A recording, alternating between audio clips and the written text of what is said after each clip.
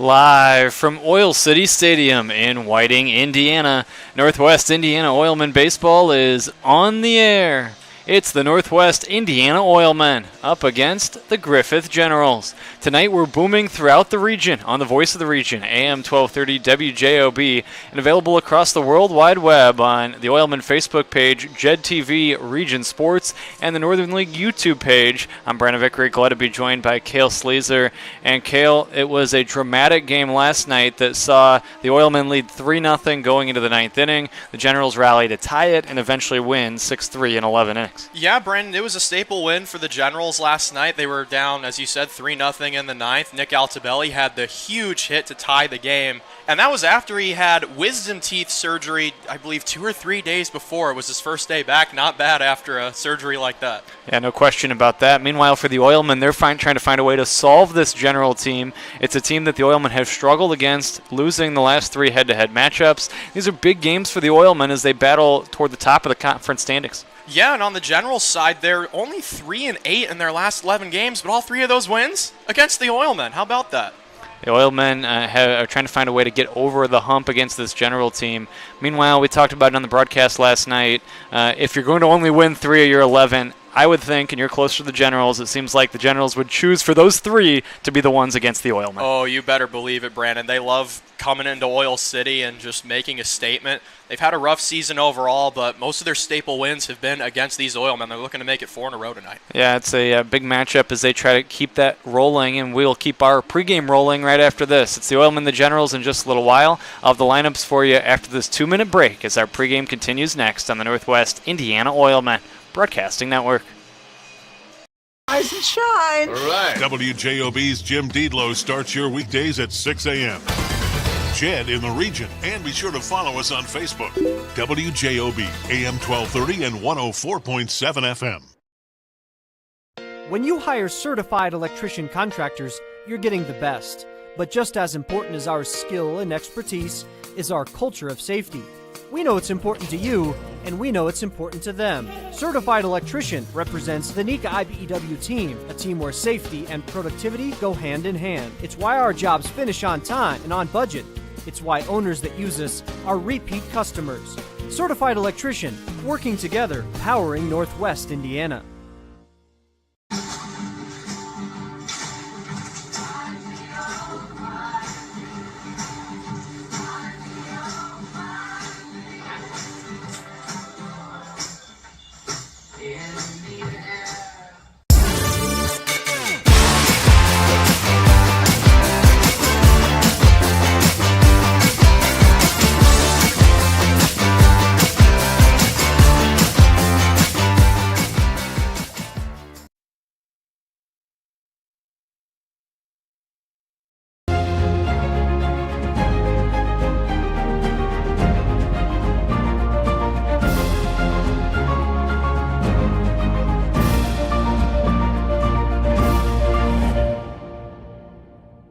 When life takes you places and you can't get to the store, shop online with Strack and Van Til To Go.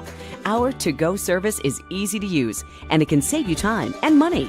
Once your order is in, our own Strack and Van Til team preps your order with care. Back at Oil City Stadium where the lineup cards have been exchanged, the ground rules have been discussed, and it's always my cue to give you the starting lineups for tonight's game, starting with the visitors from Griffith. Leading off and playing left field, Nick Altabelli. Batting second and center, Joey Cara. Cara hitting second. Batting third is designated hitter Kyler Lapp. The cleanup hitter plays third base, and that is Max Hensler. Hensler hitting cleanup. Batting fifth and playing shortstop, Jordan Lancrone. Lancrone hitting fifth. Batting sixth is right fielder Bryce Vorwald. It is Nick Fies hitting seventh and playing first base. Fies hitting seventh. Batting eighth and starting behind the plate, Jesse Rhoda. And rounding out the 1 through 9 for the Generals is second baseman Mark Ross.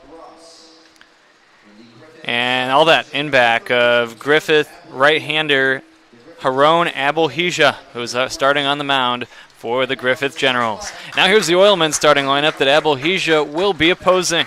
Leading off and playing center field, Nick Doherty. Doherty hitting leadoff. Batting second is left fielder Brendan O'Connor. O'Connor hitting second. Batting third is right fielder Kevin Denty. Hitting cleanup and playing second base, Graham Mastros. It's Mastros hitting cleanup. Batting fifth is first baseman Brennan Phillips. Hitting sixth and getting the start at third base, Anthony Fornero. Batting seventh at shortstop, Ryan Little. Hitting eighth is designated hitter Colin Schmidtke. It's Schmidtke hitting eighth. And rounding out the 1 through 9 for the Oilmen and starting behind the plate, Chris Sahusky. All that in back of Northwest Indiana right-hander Silas Noe. The Oilmen are being introduced, and they are taking the field defensively. They're doing so wearing their gold uniforms with black numbers on their backs. They've got the black Oilman lettering across the front of the chest, the white pants, the black cap, and the gold Oilman logo on the front of that cap. It's time for our anthem, so for this, we will pause here, and we will toss it to the PA, and they'll be playing the anthem as we listen in live.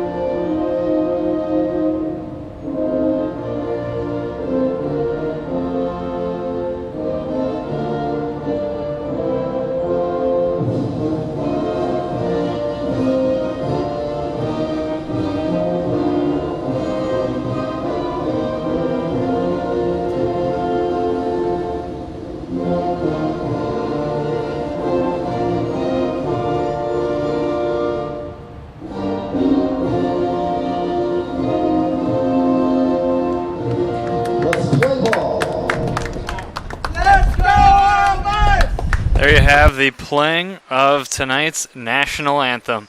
Well, it's Noe against Abelhija. It's the Oilmen against the Generals. And it's next on the Northwest Indiana Oilmen Broadcasting Network. First time in 30 years, Coors Light has an ad in the big game. Actually, this is a Miller Lite commercial. Mountain Cold Refreshment. It's Miller time! Great taste! Less filling! Cold as the Rockies.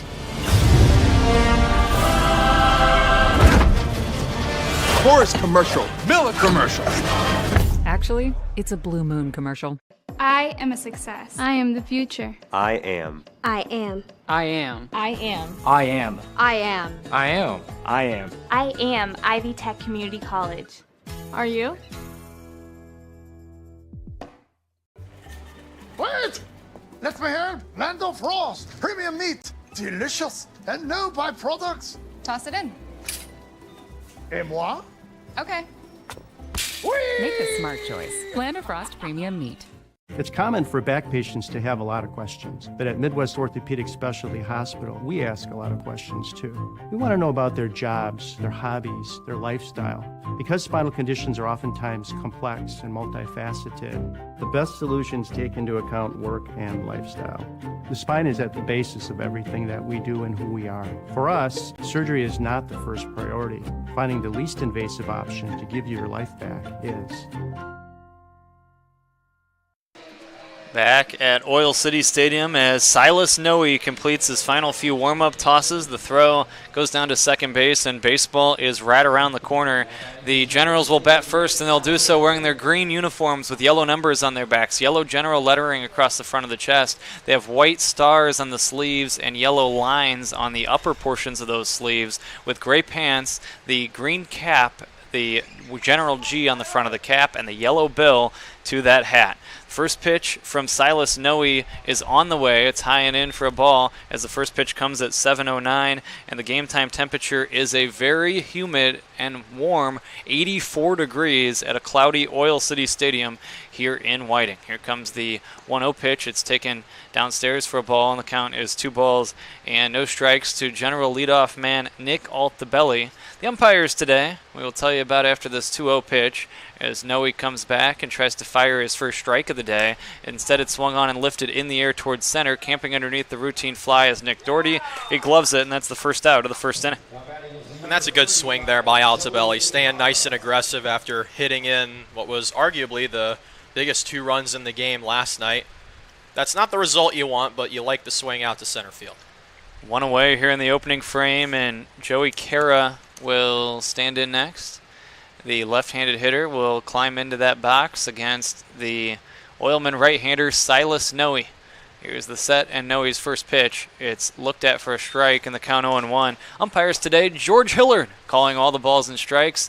And it's our old friend, the man who's umpired more games in this league than anyone at this point, I believe, Mike Clay, making all the decisions on the base paths. Soft line drive to short, caught by Little, and quickly they're 2 away here in the opening frame.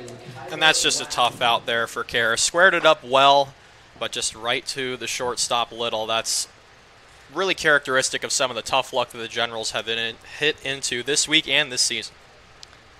2 outs and the base is clear as Kyler Lapp stands in next.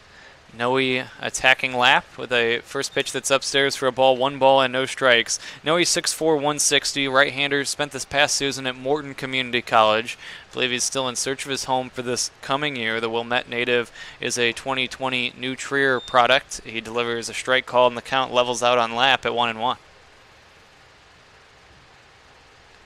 Noe gets the signs from Oilman catcher Chris Sahusky, and he delivers 1-1. Low for a ball in the dust, and the count is 2 balls and a strike. Noe for the season, 6 games, 5 starts entering tonight, a 2-1 record. He's logged 32 innings, walking 22 and striking out 28 while compiling a 5.34 ERA. The 2-1 is strike 2 called. Looking at all 4 pitches so far as Lapp, 2 in the zone and 2 out, and it's 2-2. Fun fact about Noe, both him and Abelhisia have an identical stat line as far as a 5.34 ERA and 6 games pitched. This is taken for strike 3 call. More on that when we come back. Lapp is out on strikes. Noe works 1-2-3 in the first, and he slims that ERA a little bit ahead of Abelhisia before the general pitcher takes the mound for the first time. 1-2-3 go the Gens. After a half, it's Griffith nothing, and the Oilmen coming to bat on the Northwest Indiana Oilmen Broadcasting Network.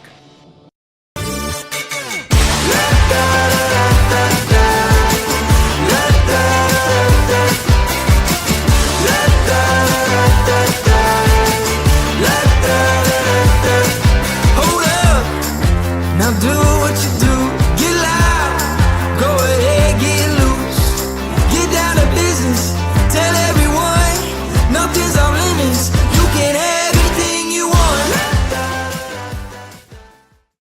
The Jed TV Sports Network is now the exclusive home to 8 schools. Subscribe today for a full year of sports coverage by using code JEDTV50 at checkout. Visit JEDTV.com for more information.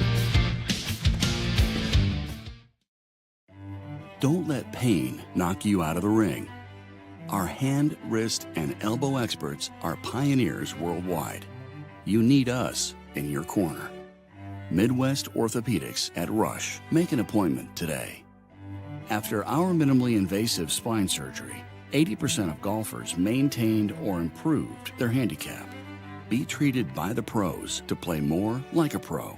Midwest Orthopedics at Rush. Make an appointment today. Officially, it's a fridge full of beer. Unofficially, it's free AC.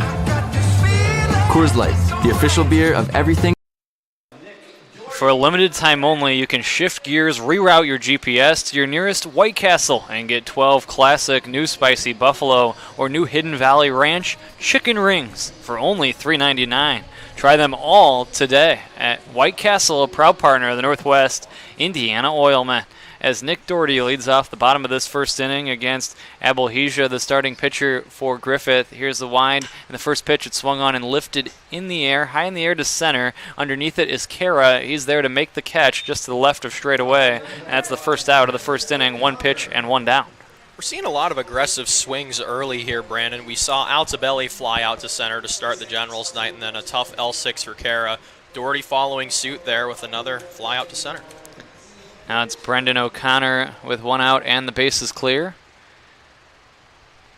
Here comes the first pitch on the way, and it swung on in line to third. Leaping catch at third by Hensler as he leaps up into the air. We saw him make a fantastic catch on a line drive yesterday, and here he goes airborne to perhaps take a hit away from O'Connor for the second out of the inning. And quickly there are 2 down here in the first. Yeah, 2 pitches, 2 outs here in the bottom of inning number 1, Brandon, and that's such a great play from Hensler. He's had some trouble with ground balls and a throw here and there, but he can get vertical like not many other athletes in this league. I think Denty will take the first pitch here from Abelhija. Here comes the offering on the way. He does look at a strike in the count 0-1. So much for the 3-pitch inning. Yeah, that's one way to combat it, is to take the first pitch. 0-1 the count, though. Ahead is Abelhija here. Here comes the right-hander with the high leg kick and the delivery. This is taken for a strike, and now Denty finds himself in an 0-2 hole with 2 down here in the first. And I love the aggression from Abelhija early. 4 pitches, 4 strikes. I think he'll try and nibble the zone, but he won't quite find it here. Just trying to get Denty to chase. 2-strike offering is swung on and fouled back to the screen. It's going to remain no balls and 2 strikes after the first hack from Denty in this plate appearance. Abelhija, righty from Illinois Tech, 5'10", 160. Just graduated from St. Rita High School, the Chicago native, a 2023 high school product. Here comes the 2-strike pitch to Denty. It's taken high and away for ball 1. And that's a good offering there from Abelhija. Tried to put it in about the same spot as that pitch that was fouled off, but good discipline by Denty. Ball and 2 strikes the count. Here's the 1-2 pitch. This is swung on and lifted in the air to shallow left. Altabelli out, Landcrone going out, actually Altabelli in. It's Landcrone to make the catch for the final out of the inning. So 3 balls put in play and 3 outs recorded by the Generals in that frame. After 1, with both teams going 1-2-3, the Oilmen and Generals are scoreless on the Northwest Indiana Oilmen Broadcasting Network.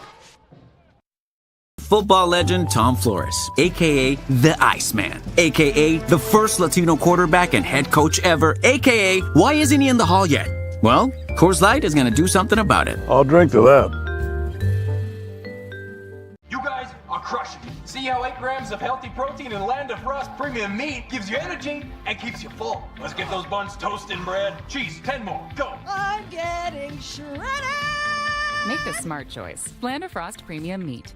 When life keeps you busy and you can't get to the store, shop online with Strachan Van Til To Go. Our to-go service is easy to use. Register using your rewards account information, fill your virtual cart, and choose delivery or pickup. Once your order is in, our own Strachan Van Til team preps your order with care. With our to-go service, you can earn reward points and save time and money with our online coupons and weekly ad prices. Life made simple, shopping made easy. For more information or to sign up, visit shop.strachanvantil.com. Safety doesn't come in a box. It's not a banner that goes on a wall. It's not something you do now and then, or when it's convenient. It's using state-of-the-art simulators to better prepare for any situation. It's giving offshore teams onshore support, and it's empowering anyone to stop a job if something doesn't seem right. At BP, safety is never being satisfied and always working to be better. Discover your rhythm at Hard Rock Casino, Northern Indiana, just off Exit 6, I-8094. It's Hard Rock Casino, a proud partner of the Northwest Indiana Oilmen. They're the presenting sponsor for Military Appreciation Night, which went fantastically a couple of weeks ago here at the OC. And another big event is coming up on Tuesday. It's the Northern League All-Star Game on Tuesday night. This is high for a ball, 1-0.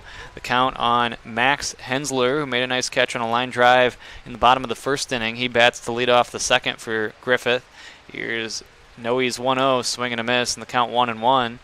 But that All-Star game coming up, Cale, that'll be exciting to see all the league's biggest stars on Tuesday night here in Whiting. Yeah, it's just going to be a fun day of baseball, Brandon. Everybody's coming from around the league, and it'll just be a fun showcase, just having fun at the ballpark.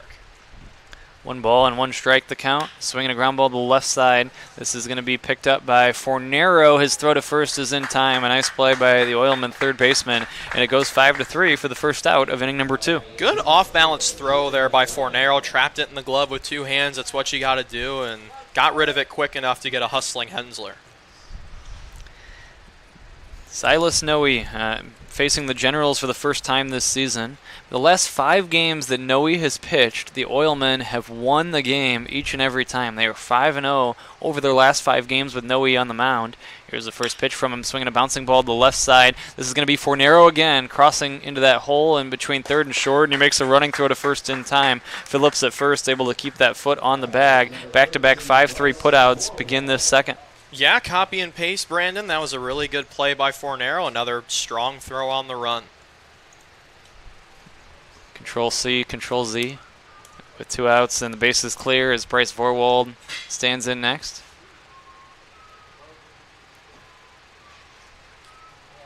Control-C, Control-V, would that be it? It kind of depends on what computer you have. I know MacBooks are different. This is taken high for a ball on the count, 1 ball and no strikes on Vorwald. 2 outs and the bases clear. Scoreless game as we play inning number 2. Here's the 1-0 to Vorwald, swinging a ground ball to the left side. It's going to be a base hit through the left side of the infield. It's in the hole between third and short. Vorwald has himself a 2-out single, and that represents the game's first base runner by either team.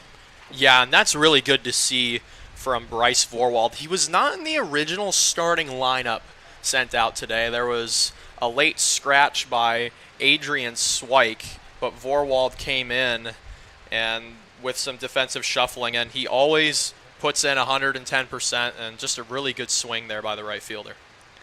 Here's the first pitch, swung on and lifted in the air in foul territory. Over is Fornero, and he's going to run out of room as this clears the very green, grassy berm area down the left field line. Count 0-1 on Nick Fies with a runner on and 2 down. Noe's last outing came against the Panthers. He went 4 innings. He did scatter 9 hits and yield 4 earned runs, walking none and striking out 1 in that game against Indiana. Here's the 0-1, swinging a ball lashed foul off the sidewall left side. The count goes to 0-2. Yeah, look out Ryan Jamar down there. Had to turn away from that one. Lots of hard-hit foul balls between these two teams the last couple of nights, Brandon. Yes, there have been more hard-hit balls that have not stayed between the 2 white lines than those that have. Here comes the 2-strike pitch, and this is going to miss just low and outside for a ball on the count 1-2.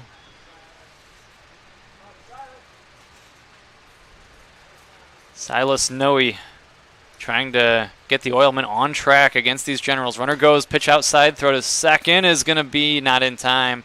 The throw was kind of behind the base runner Vorwald, and so the tag was late after he had slid into that second base bag, and a stolen base allows the Generals to move a runner into scoring position, and a base hit could get them on the board.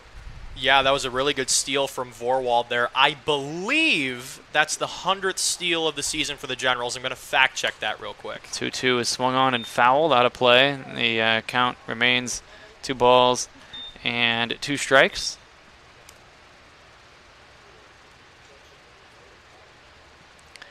Two with 2 down.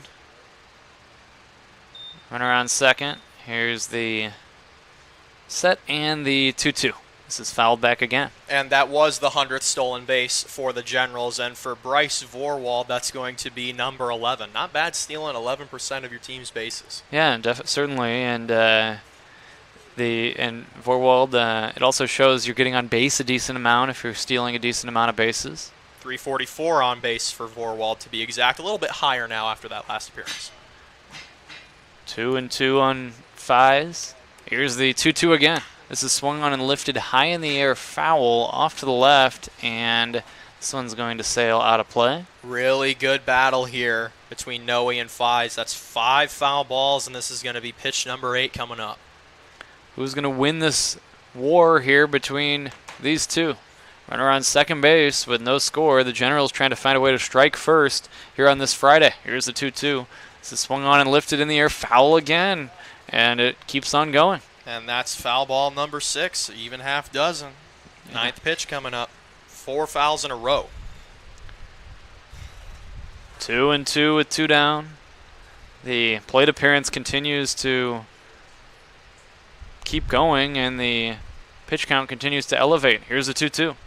This is swung on and lifted in the air to left. This is high in the air, deep to left, back near the wall, reaching up and making the catch. And deep left is O'Connor. This just missed hitting off that brick monster in left, but O'Connor is able to reach up and snag it, and the inning comes to an end. No runs, 1 hit, 1 left for Griffith in the second. After an inning and a half, it remains Griffith nothing, Oilmen nothing on the Northwest Indiana Oilmen Broadcasting Network.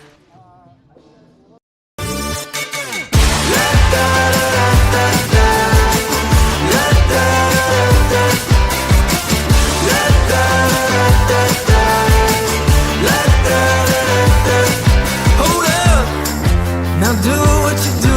Get loud, go ahead, get loose. Get down to business, tell everyone nothing's off limits. You can have anything you want.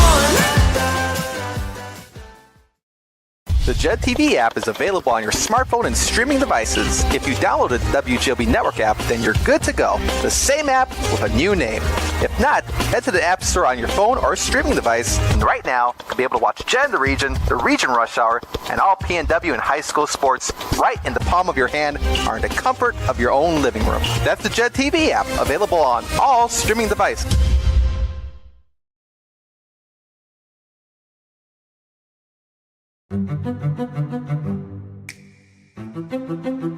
I've never seen ads on top of the roof where it's helping the community.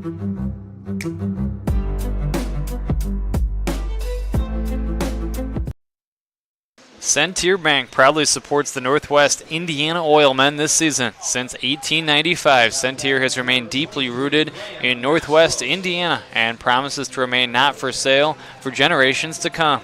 Go to Centier.com for more information. Member FDIC. It's Centier Bank, a proud partner of the Northwest Indiana Oilmen. As we take it to the last of the second inning in a scoreless game so far, Abelhija back out on the bump, and his first pitch of the frame is taken low and outside by Mastros, and the count 1-0. Abelhija comes back, and he's ready to deliver 1-0. Here's the second pitch of the frame. It's swung on and lifted foul off to the right. This one's drifting and still drifting, and it's going to drift out of play. Abelhija, again, we told you some of the particulars about him, but to run down his full stat line, 6 games, 4 starts, 1-2 record, 28 2/3 innings of work, 14 walks, 19 strikeouts, a 5.34 ERA, and as Cale noted, we'll get to that after this pitch, here's the 1-1. This is fouled again, 1-2. As Cale noted, both starting pitchers entering tonight with exactly the same ERA at 5.34. You don't see that every day. Yeah, and same amount of games pitched as well. The innings don't quite add up, but that's just a neat little thing about baseball. Sometimes numbers just line up. Pretty identical almost all across the board. The 1-2 is high for a ball. Having very similar seasons at least. Striking out a few more, but walking a few more is Noe, and he has worked a couple more innings for just under 4 more innings. Here's the 2-2. This is taken for strike 3 called. Caught looking is the leadoff Oilman in this inning, Mastros. It's the first strikeout of the day by Abelhija, and there's one away here in the second. Yeah, if we're talking about even numbers, Brandon, both starters now have 1 strikeout. And that was a really good offering from Abelhija. When he's at his best, he likes hitting that outer edge, and Mastros just didn't want to swing at that one there. Might have been looking at something else. First pitch to Phillips is swung on and lifted in the air, foul off to the right near the tarp, and no play. This is going to be on the tarp. Going up against the tarp to try to field that ball was the first baseman Fies, and he couldn't quite haul it in. That was a really good effort by Fies out there. He couldn't do the Anthony Rizzo, if you will, that landed kind of behind that tarp that's wrapped up by the Oilmen dugout. Just a little bit out of his reach. Didn't really have enough time to hop on that tarp anyway. So instead, new life for Phillips is the count, no balls and 1 strike. Here's the set and the 0-1 pitch to Brennan. He swings at this one and lifts it in the air, shallow right. Out is Ross, in is Vorwald. It's going to be Ross, the second baseman, to call it and glove it on the outfield grass. And the first 5 Oilmen have been retired here tonight. Yeah, really good job by Abelhija there. Really only 1 hard hit ball from him, and that was snatched out of the air by Hensler at third base. But an interesting case coming up here with Anthony Fornero. Fornero 1 for 9 on the season so far. Here's the first pitch to the ex-Viking. He takes a strike and the count 0-1. The bottom of the lineup, nobody hitting above 217, 5 through 9 today for the Oilmen. Here's the 0-1, swinging a foul. So the top of the lineup is still solid as always with Doherty, O'Connor, Denty, and Mastros, everybody hitting 270 or better. But the lineup does not have a whole lot of depth today, so we'll see if the bottom of the order can find a way to be productive. Here's the 2-strike pitch to Fornero, swing and a miss. He blew that one by him, and it's another 1-2-3 inning for Abelhisia and the Generals as the Oilmen go down in order. 6 up, 6 down so far for Northwest Indiana batters. After 2, it remains Oilmen nothing, Generals nothing on the Northwest Indiana Oilmen Broadcasting Network. These days, it's recommended that you keep your social circle small. Of course, as the original light beer, we've always recommended that. It's Miller time. BP's natural gas teams use Smart App technology to share data from any well instantly, so they can analyze trends and stop potential problems in their tracks, because safety is never being satisfied and always working to be better. Hello, Hoosier fans. Jim Coyle with Indiana Sports Beat Radio, the only show that covers the Hoosiers, the Big Ten, the Colts, the Pacers, and more. And now you can catch us each Monday through Friday from 11 a.m. to 1 on WJOB, the voice of the region.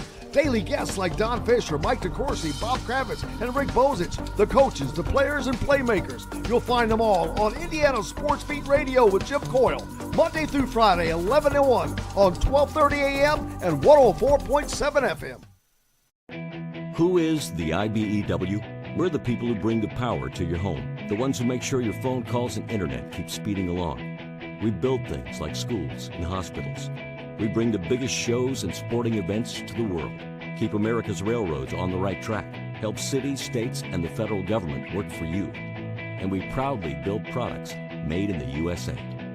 The International Brotherhood of Electrical Workers, the IBEW. Right after Jesse's girl plays over the PA, Jesse Rhoda leads off the third inning for the Griffith Generals as the Oilmen and Generals are scoreless here as we take it to inning number 3. Brandon, I just got to say it on air. You have been on fire these last couple of days with those transitions from commercial. Very well done. Well, thank you very much. Here's a pitch taken for a strike. I am available for hire. No balls and a strike. The count on Jesse. 0-1 the count. Here's the set from Noe, and the next offering is taken for a strike call, and the count goes to 0-2 on Rhoda.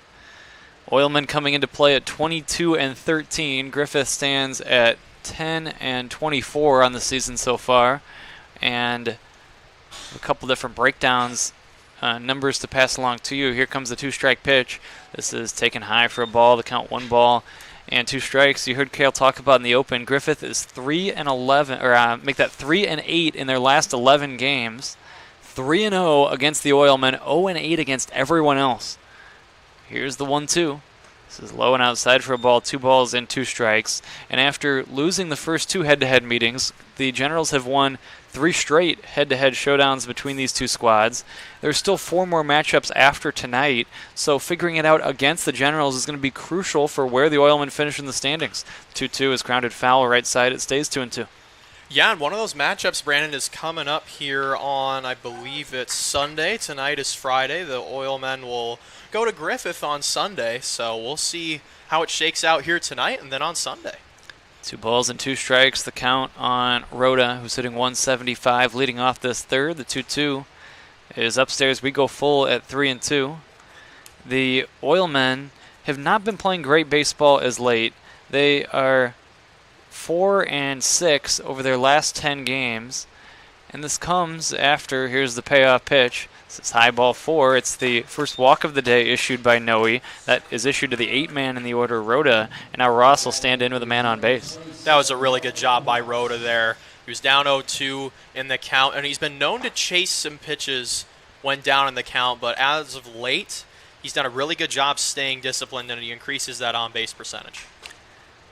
Mark Ross standing in. I think in general, if you hear somebody say a team was 4-6 over the last 10, this is high for a ball. That's not too bad, close to 500. But the Oilmen standard has not been 500. And to keep pace with the Corn Dogs, you cannot play 500 ball. 1 ball and no strikes. The count on Ross. Here's the 1-0.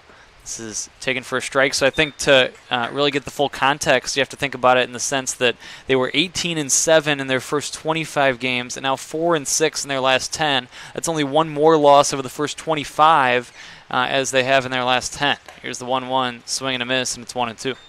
Yeah, and as far as the overall standings coming into today, the Oilmen trail the Corn Dogs by a game and a half. Corn Dogs 22-10, Oilmen 22-13. So as you said, Brandon, to beat the best, you have to be your best to get back into first. This is inside for a ball, and if the game and a half were just 3 in the win column, it would feel like it's basically a tie, but it's 3 in the loss column, and that makes it much more difficult to catch up. Here comes the 2-2. This is swung on and fouled. If you're behind in the win column, you just haven't played as many games. If you're behind in the loss column, you have been handed more losses, and you are going to have to bank on Corn Dog losses to be able to catch up, or beating the Corn Dogs in head-to-head matchups. Here's the 2-2. This is swung on and lifted in the air to right. Coming in is Denty. He's going to make the catch in shallow right as Ross is retired for the first out of the third. Yeah, and one thing that the Generals have struggled with this season as a whole, they did good with it last night, but they've struggled after getting a runner on, just getting him home. Now the Generals are back to the top of the order, and one of their all-stars, Nick Altobelli. So with 1 on, 1 out, it'd be great to strike first. Here is the first pitch to Altobelli. It's taken low for a ball, and the count 1 ball and no strikes. Altobelli played a key role, had some big hits in that game yesterday as the Generals rallied from behind to stun the Oilmen here at Oil City Stadium. 1 ball and no strikes, the count on Noe, and the 1-0 swung on and grounded to the left side. Little is going to go to second. There's 1. It was hit too softly to have a chance to turn 2. Best bet may have been to hold on to it for Mastros. He did throw to first high, kind of knocked down by Phillips, but didn't roll far enough away for Altobelli to consider advancing. It goes as a 6-4 fielder's choice for out number 2. And that's a really good play by Phillips there to kind of corral a wild throw from Mastros. If he wouldn't have knocked that down, that could have been an error that got Altobelli to second. So that keeps the runner out of scoring position. Here comes the number 2 hitter now. Kara standing in. Altobelli the lead at first. Here's a pickoff throw to first. Altobelli, as you mentioned earlier, had that wisdom teeth surgery and then made his way back into this lineup and had a big game against the Oilmen yesterday. Here's the first pitch low and outside. What more can you tell us about that? Well, I can say from someone who has had wisdom teeth surgery myself, I was on my couch for a week watching basketball recovering. Now, granted, it was March Madness, so I would have done that anyway, but it's not easy to come back from something like that in just 2-3 days like Altobelli did. And to get one of the biggest hits in the ballgame, that really says something about what Altobelli has been for the Generals this season. He has stepped up huge since Billy Jones went down early in the year. The 1-1. The 1-0 is a strike, and now the 1-1, swing and a miss, throw to second base is going to be not in time. It's a stolen base. So pitch swung on and missed by Kara for strike 2 as the count goes to 1-2. But much like the second inning, the Generals get a stolen base with 2 outs in the inning to try to find a way to produce a run. They were unable to do so in the second, but now Kara could give the Generals the lead with a base hit here with 2 outs and a man at second. The 1-2 offering is low and outside, and it bounces away. That's a wild pitch, and advancing to third safely is Altobelli. Yeah, and that's really unfortunate if you're Noe. It's hard not to think about a runner in scoring position even with 2 outs, so we'll see how he adjusts here. Now just 90 feet away, 2 outs in the inning. And so certainly any base hit would drive in Altabelli or an Oilman mistake could give the Gens the lead. But no, he's thinking about finding a way out of this frame. The 2-2 with 2 down. Swinging a slowly hit ground ball to the left side, trying to barehand it, no play, base hit. Fornero could not make the play, and coming in to score the go-ahead run is Altabelli. So each of the 2 plays that preceded the slow-rolling infield single were enormous, the stolen base and the wild pitch, because that's the only way that Altabelli scores on that little dribbler, and now it's 1-0 in favor of Griffith. And that's how the Generals do get you. They are very smart with their base stealing. They're aggressive, but they're smart. Altabelli only had 6 steals on the year before that, and then a wild pitch and a hustle play by Joey Cara gives the Generals the lead. So, as I said, strike first, and the Generals are on top. Kyler Lapp looks at a strike, and the count 0-1. Man, that wild pitch didn't look like a huge play at the moment. Here's the 0-1. It's taken for a strike because there's not an enormous difference between being on second and being on third with 2 outs in an inning. But one of the ways that you can score from third, but typically not from second, is on an infield single, and that's what occurred. Here's the 2-strike pitch. It's swung on and grounded up the middle. That's a base hit, so the inning keeps on going. Back-to-back 2-out hits here for Cara and Lapp. And Griffith has men at first and second with a run already in the bank and 2 down, and they lead the Oilmen 1-0. And that's what Kyler Lapp has been doing all year. He's kind of risen up that catching depth chart because of mainly what he's done on offense. He doesn't swing too hard. He stays within himself. He hits line drives more often than not, and he hits them in big spots. And now the Generals have another runner in scoring position with a big bat in Hensler. Here's a line drive to left. That's going to get down for a base hit. Around third, trying to score Cara. Here comes the throw toward the plate. It's a strong throw, but no tag in time as the run scores. Now they have the runner between second and third. Throw to second. That goes into center field. Now the runners are trying to move up. There's interference on the play, and the runners end up at second and third. So it goes as a throwing error. E2 allows the runners to move up to second and third. You can ignore the obstruction because you don't really score that if it doesn't impact the final outcome of the play. And the bizarre play ends up with 1 run scoring, and the runners end up at second and third for Griffith. And there's Max Hensler for you. This is only his 8th game on the season, a bit of a late arrival, but batting .364, 2 RBI. He's had a couple of hits in big spots. Now the Generals have a chance to really jump out in front here. Here's the first pitch. It's taken for a strike, and the count is 0-1 on Landcrone. A base hit to drive in a run by Hensler. Here's the 0-1, swinging a grounder or a foul off the screen, and the count is 0-2. And then he and Lapp advance as the throw was airmailed into center field from the catcher Sahusky after the Oilmen thought they had a chance to get the runner dancing off the second base bag. Here's a 2-strike pitch. High chop to the left side. This is going to be fielded by Fornero. He'll throw it to first in time and the inning ends, but on a close play at first, but to get Landcrone not before damage done. As the Generals strike first, they score twice in this third inning. They do it on 3 hits and leave 2. After 2.5, it's the Generals 2 and the Oilmen nothing on the Northwest Indiana Oilmen Broadcasting Network. Did you know? They decorate over 210,000 cakes a year. Did you know? Their butcher will cut your meat your way. Did you know? They have trained floral designers in store. Did you know? They will make your wedding cake.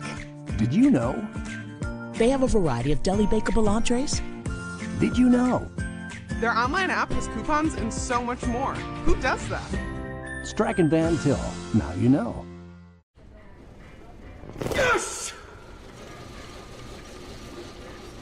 When it comes to Sunday, choose the right couch. Here's to the original light beer. It's Miller time. Remember, everyone, tune in from 3 to 5 p.m. Monday through Friday for the Region Rush Hour with Tony Panic and Sam Michael. Sam Michael and Tony Panic. Well, yeah, Tony Panic, you know, we'll talk about it. Tune in, everybody.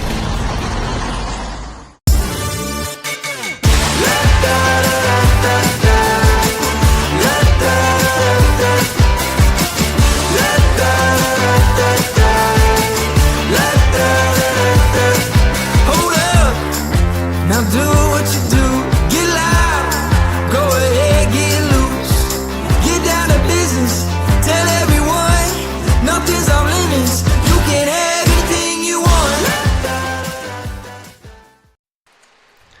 First pitch of the bottom of the third is tossed, and it is swung on and lifted in the air to shallow left center field. It's going to be the center fielder, Kara, to make the catch, and one pitch, Little is retired. A lot of quick outs for the Generals defensively so far here today, and the Oilmen have hit into a lot of quick outs with early swings. Yeah, you said it better than I ever could, Brandon. Abelhija is being really aggressive with his pitching, and he's just forcing a lot of soft contact pop-ups, and 7 up, 7 down for him. Abelhija working on Colin Schmidtke now. Here's the first pitch to him. It's taken high for a ball, and the count 1 ball and no strikes on Schmidtke. Abelhija kind of cruising along. Now he has a lead for the first time after the Generals scored twice in the top of this third inning. Here comes the 1-0 pitch to Schmidtke. It's zipped in there for a strike, and the count 1-1. That was a really good offering from Abelhija there. Barely clipped that upper outside corner I mentioned earlier. If Abelhija's money on that outside part of the plate, he's going to be a hard man to get a knock off of. The 1-1 to Schmidtke, it's high and tight for a ball, 2 balls and a strike. We have to talk more about yesterday's game, what a ball game it was. Oilmen were rolling along. They led 1-0 as late as the bottom of the 8th inning. And then the game really turned on its head. Here's the 2-1. It's a strike. The Oilmen added 2 insurance runs in the bottom of the 8th before the Generals responded by scoring 3 times, all of which crossed the plate before a single out was recorded in the top of the 9th inning against Connor Spear, who blew the save.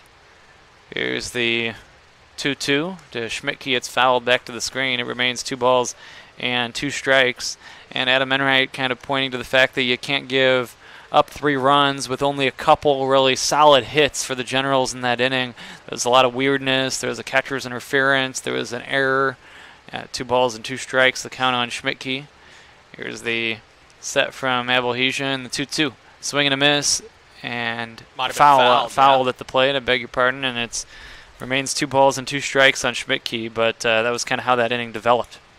Yeah, and as far as the 11th inning, Brandon, that was an absolute doozy. All 3 runs walked in for the Generals in that inning, and it started off with pitcher Jimmy Fairley drawing a walk in his first college at-bat after he took a swing so hard it nearly hit Bryce Vorwald at third base. That was a fun post-game interview when I talked to Jimmy last night. 2-2, swing and a tapper foul. Yeah, the bat went flying on that effort, but then he ended up being patient enough to work the walk up there, and he got the eventual game-winning RBI by walking to force in that run. Yeah, it was a really disciplined take by Jimmy on 3-2. It was kind of in on his hands. It just missed that upper inside corner, but a big league take for Jimmy.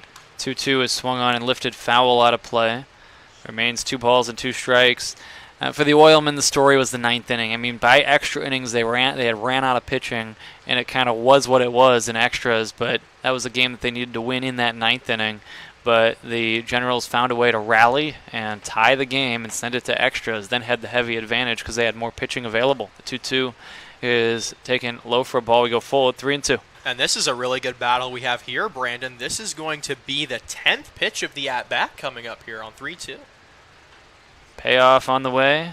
Schmidtke grinding up there, trying to become the first Oilman to reach base here tonight. Here's the payoff pitch. This is swung on and flared to center. It's going to get down for a base hit. Boy, this was not a hard hit ball by any means, but he put it in the right spot, winning an elongated battle and notching the first Oilman hit of the evening. Yeah, and that's a big-time effort there by Colin Schmidtke. That was the 9th pitch of the at-bat, as I mentioned, and just not hard contact off the bat of Abelhija, but that's the thing about baseball. If you hit it in the right spot, it really doesn't matter how hard you hit it.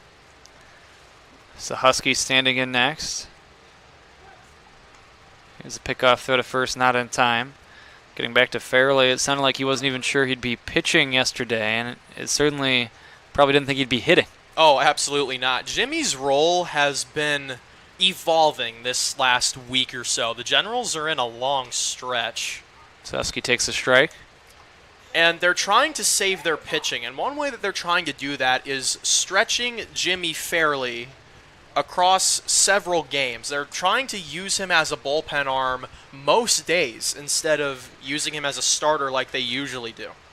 Swing and a miss here in the count, no balls and 2 strikes. And the thing with Jimmy last night is that he pitched 3 innings. He pitched 9, 10, and 11. He came in to hold the line in the 9th. He really did everything you can ask of a player in those last 3 innings. And personally, I really like seeing that from Jimmy because he's had a lot of tough losses early this season.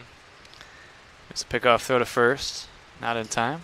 He hasn't had a lot of help from his defense, at least early in the season. But last night, everybody rallied around him, and he was kind of the hero. It was really nice to see.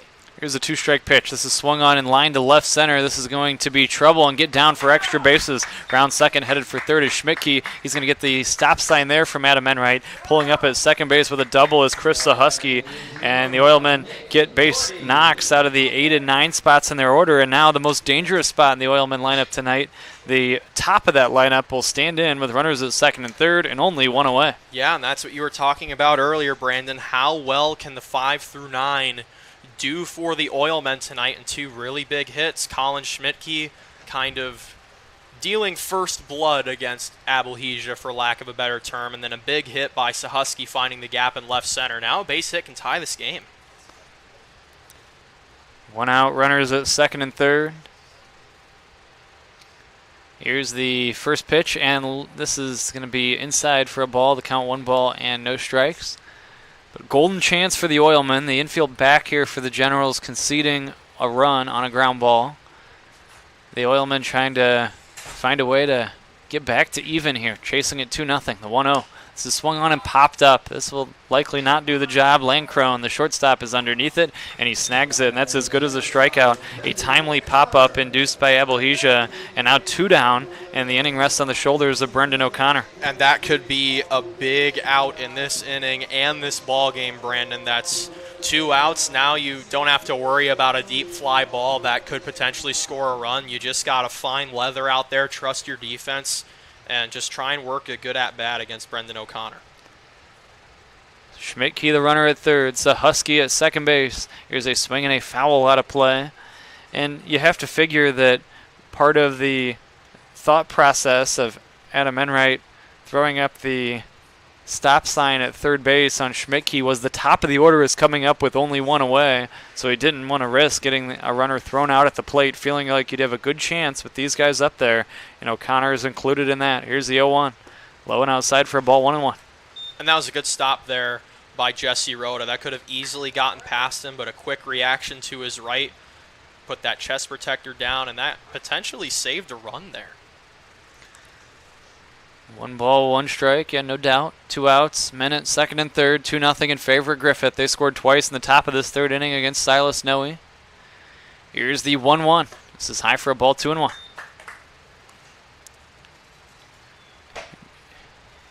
I'll get back to last night a little bit. We'll do that in the next half inning, as the priority here is seeing how the remainder of this third unfolds with the Oilmen threatening and 2 outs. 2 balls and a strike, the count on O'Connor, who lined to third his first time. Here's the 2-1. Swinging a ground ball toward third. This is picked up by Hensler. His throw across the diamond is high, and the tag's applied by the first baseman Fies, and the inning ends. The Generals work out of it. The Oilmen threaten but do not score. No runs, 2 hits, and 2 left. After 3, it remains Griffith 2 and the Oilmen nothing on the Northwest Indiana Oilmen Broadcasting Network.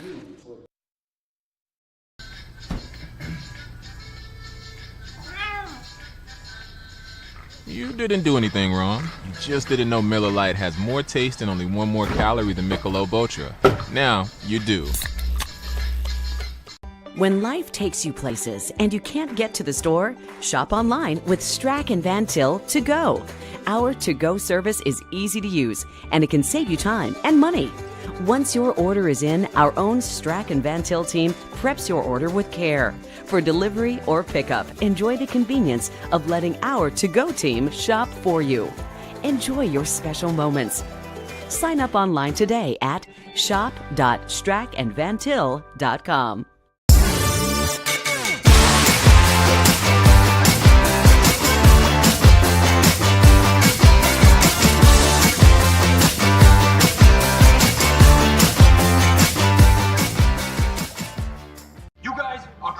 See how 8 grams of healthy protein in Land of Rust premium meat gives you energy and keeps you full. Let's get those buns toasted and bread. Cheese, 10 more, go. I'm getting shredded. Make the smart choice. Land of Frost Premium Meat. Instead of switching lanes, try switching flavors. White Castle now has 3 different varieties of delicious chicken rings. New Hidden Valley Ranch, new Spicy Buffalo, or Classic. Try them all now at White Castle, a proud partner of the Northwest Indiana Oilmen. We take it to inning number 4. It is 2-0 in favor of the Generals. The Oilmen threatening in that last half inning. The question tonight was, can they get any production out of the bottom of the lineup? The answer was yes in that third, with Schmidtke the single for the first Oilman hit of the game. Then Sahusky the best hit ball of the night by an Oilman, a double the gap in left center, but the top of the order couldn't get it done, and the Generals work out of the inning. That kind of reminds me of an internet meme I see time and time again, Brandon. There's this one where it's a guy with a really nice haircut and a clean-shaven face where it says, what I studied for the test, and then the next photo is a bald guy with a full beard, and the caption is, what was on the test. So the Oilmen, bottom of the lineup, is doing really well tonight, but so far the top hasn't come through. Here's a strike call in the count, 0-1. I'm trying to follow. I'm not real big in the internet memes, so hopefully someone out there understood it. I don't think I described that all that well. Here's the 0-1. It's a strike. I'm getting an okay from Jackson in the booth, so I must have done something right. 0-2. That was applicable to this last half inning, apparently.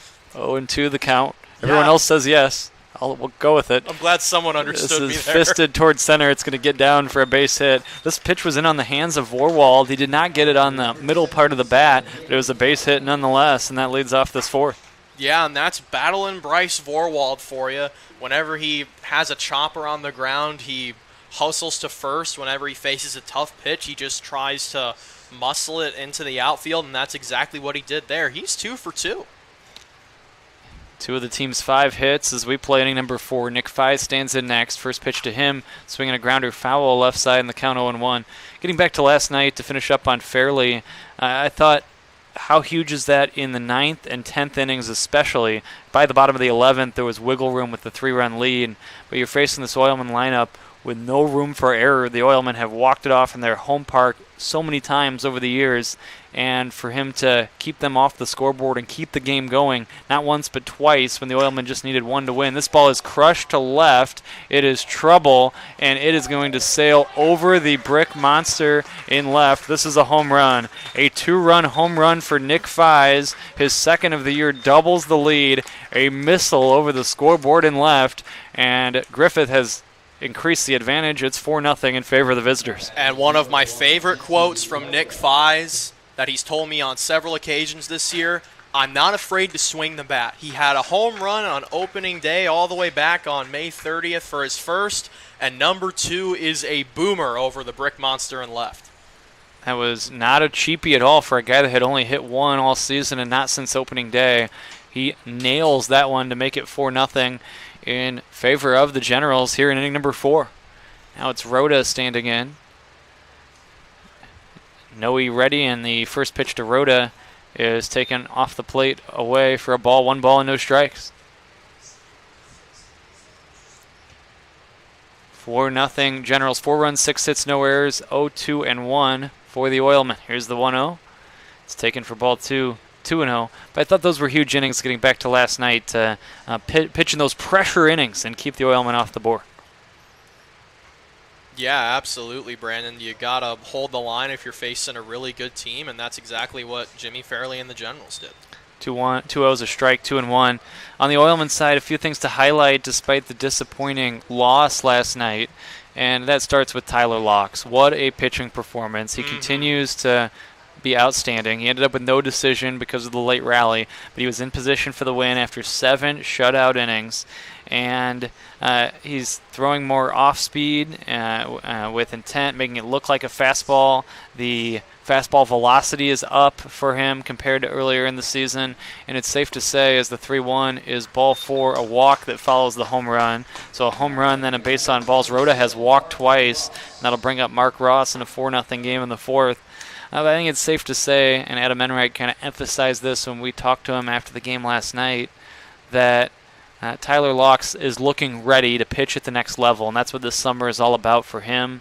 Locks is a guy who has pitched for Enright and the Oilmen as early as 2017. This is high and outside for a ball. He's had several different stints here.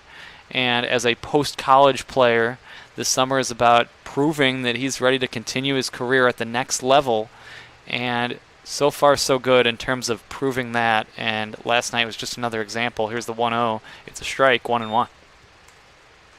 Yeah, from what I saw last night, Brandon, I was on PA, not on the actual broadcast, but just an absolutely phenomenal outing from Locks. He was pretty much untouchable through those 7 innings. Here's the 1-1. It's taken for a strike. Count 1-2. And when the Oilmen have one of those 4 big guys going, Locks, Wasilewski, and Turek, you're kind of shortening the game. It's going to be hard for the other team to really win the first 7 innings. The Oilmen just have to win the last 2 in those games, and they did not do that last night. The 1-2 is chopped to the left side. Navigating a tricky bounce is Fornero. His throw to first is low, and it's going to be in time. It's dug out at first base by Phillips, and that is the first out of this inning. Advancing to second is Rhoda. Great connection there between Fornero and Phillips. Mark Ross is a speed demon and a magician on the bases. That is a really big out to get him. Not the best throw from Fornero, but it had enough juice to get to Phillips, and Phillips dug it out of the dirt. That's a big first out. The top of the order is due next, and Nick Altabelli. 4-0 Griffith. A 2-run home run by Nick Fies earlier in this inning has doubled the lead. Here's a pitch taken in tight for a ball to count 1-0. Lights are on at Oil City Stadium. It's been cloudy and overcast throughout and very warm. Yeah, very humid tonight, Brandon. I took a step outside to drive to the field tonight. I was about 20 minutes away, and it's just a really deceptively humid night tonight in Northwest Indiana. This is low and outside, 2-0. Yeah, no question about it. Meteorologist Charlie Hiras was telling me that it's a 51% humidity. I don't know if that's high or not. Here's a strike and the count 2-1. And then he said that the most humid state is Louisiana. And they're at 86%, he says. He's having to recap this for me now. The 2-1, swinging a foul right side out of play on the count 2-2. Now, I'm no weather expert myself, but I had a roommate in college who was a meteorologist, and I'm an RA back at Iowa State where I'm from. One of my coworkers just graduated with a meteorology degree. I'm no expert compared to those two, but I think 50+% humidity is really humid, at least from what I'm feeling tonight.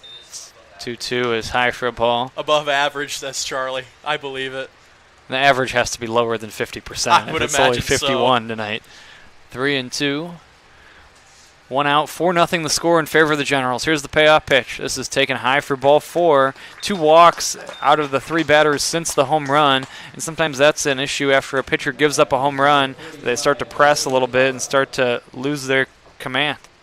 Yeah, and Noe has really struggled in these last 2 innings. He started off fairly well, but the Generals have kind of started to figure him out, and here's the guy who started the scoring in Joey Carey. He had an RBI single his last time, and even his first at-bat was a line out to short. And Noe falls off the mound, and a balk has been called.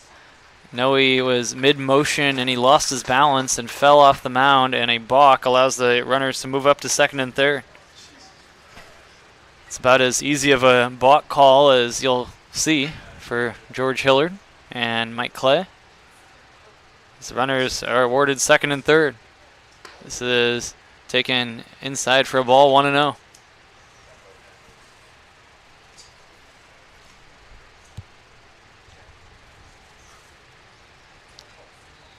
One ball, no strikes on Kara, who drove in a run with a single his last time. Here he swings and grounds it sharply foul, and it goes to a ball and a strike.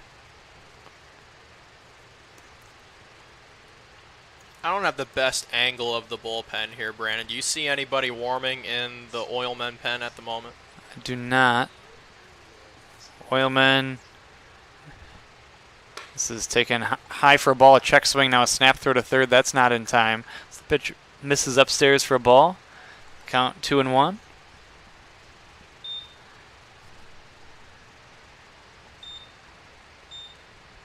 2 balls and a strike, the count. 4-0 the score. Here's the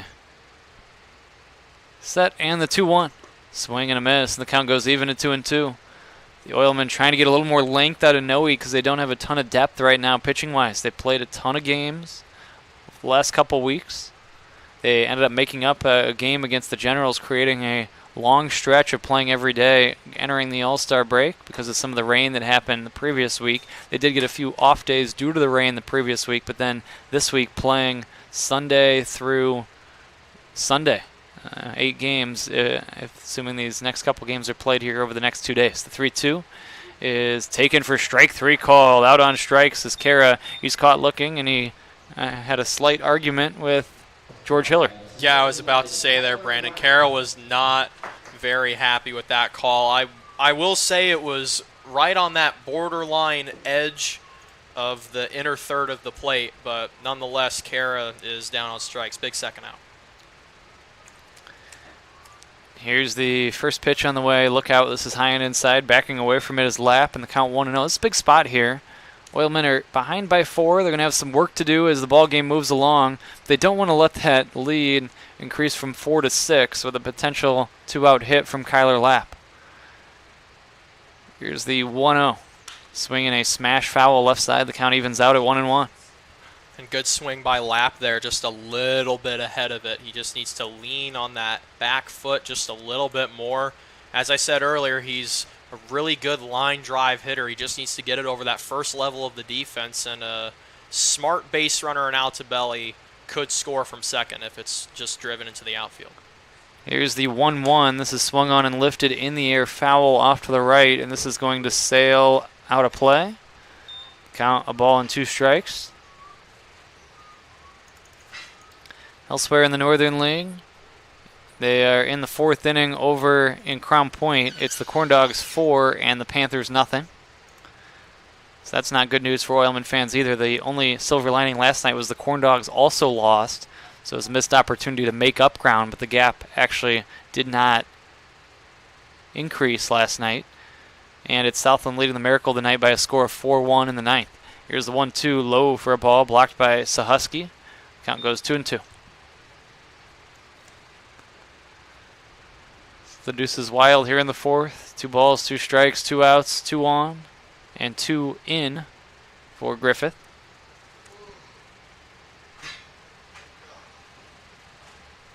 Noe comes back 2-2. Swinging a slow tap to the left side. This is picked up by Fornero. His throw to first is in time, and the inning ends. But not before the Generals get 2 on the 2-run homer by Fies.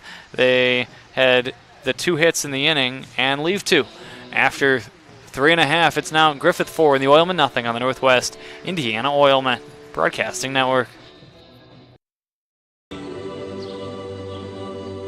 This place teaches you to be genuine, to be the same person today as you were yesterday. People from Indiana, they're pretty comfortable with who they are. And you know, I think that puts the people around them at ease to be comfortable with who they are. The values that built Indiana are here in Strachan Van Til. We're Indiana's grocery store, and we're proud to be Indiana made. We don't go to the office, we build it. This is a truism with Ironworkers Local 395 and the Northwest Indiana Contractors Association. Our goal is to exceed our customers' expectations. We provide a skilled, OSHA-trained, drug-free workforce, as well as many other certifications from our 4-year training program. Every time you hire an iron worker from Local 395, you should feel confident that you are receiving highly trained, highly skilled, and drug-free journeymen and apprentices who take their job and your project seriously. For more information, contact us at 219-763-7900 or ironworkers395.com. Don't let pain knock you out of the ring. Our hand, wrist, and elbow experts are pioneers worldwide. You need us in your corner. Midwest Orthopedics at Rush. Make an appointment today.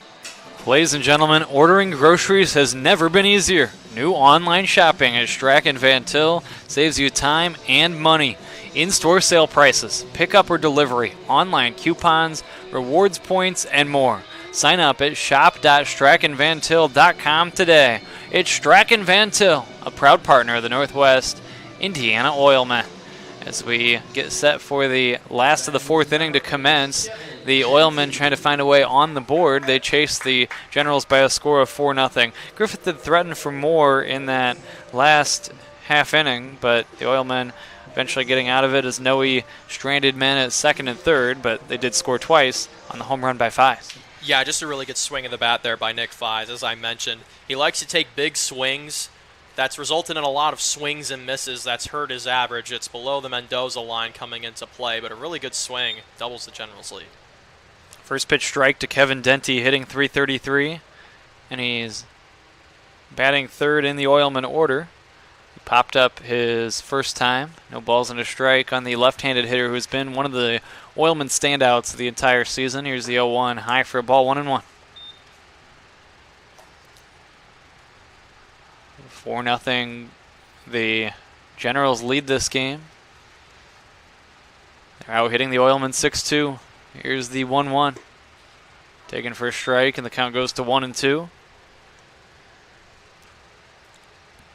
Oilmen again have been presented with a kryptonite of sorts in the form of the Griffith Generals. Did you just reference my article from last night, Brandon? That's the phrase I used. Here's the 1-2. It's bounce foul, but it's kind of a good way to think about it because the Oilmen have had good success against most opponents. But the one that's given them the most trouble of late is the Generals. Yeah, and the Generals are wearing that green. That is the signature color of that kryptonite.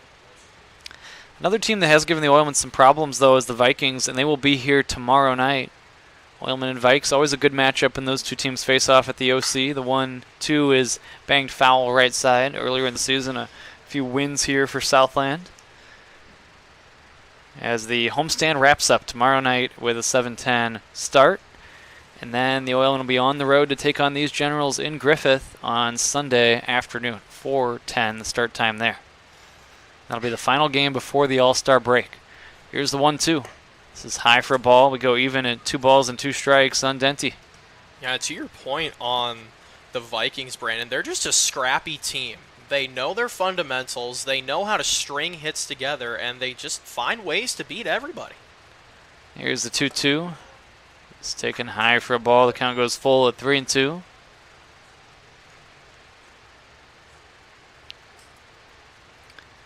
Three and 2. Here's the set from the Griffith righty in the payoff pitch. It's taken outside for ball 4. Working the walk is Denty. First walk of the day issued by the Griffith Generals, and the Oilmen have a leadoff base runner here in the 4th. That's also a first on the day. This is the first time the Oilmen leadoff man's on in an inning. Yeah, and that's an uncharacteristic walk, at least today, by Abelhesia. He really had Denty there for a minute, but just didn't have the best grip on that 3-2 pitch, and now he's got a runner on to deal with. Good lead at first for Denty as he wanders off that base. Here's the first pitch swung on and fouled by Mastros, and the count 0-1. Abelhesia at just 45 pitches, whereas Noe is already up at 82 pitches for the day. Sabkoviak may pitch again today out of the Oilman bullpen. Radonovich, I believe, will see action today as well. Here's the 0-1. Swing and a miss, and the count 0-2. And that's one of the better high zone pitches that we have seen from Abelhesia tonight. You don't get a lot of swings and misses from Graham Mastros in that area of the zone.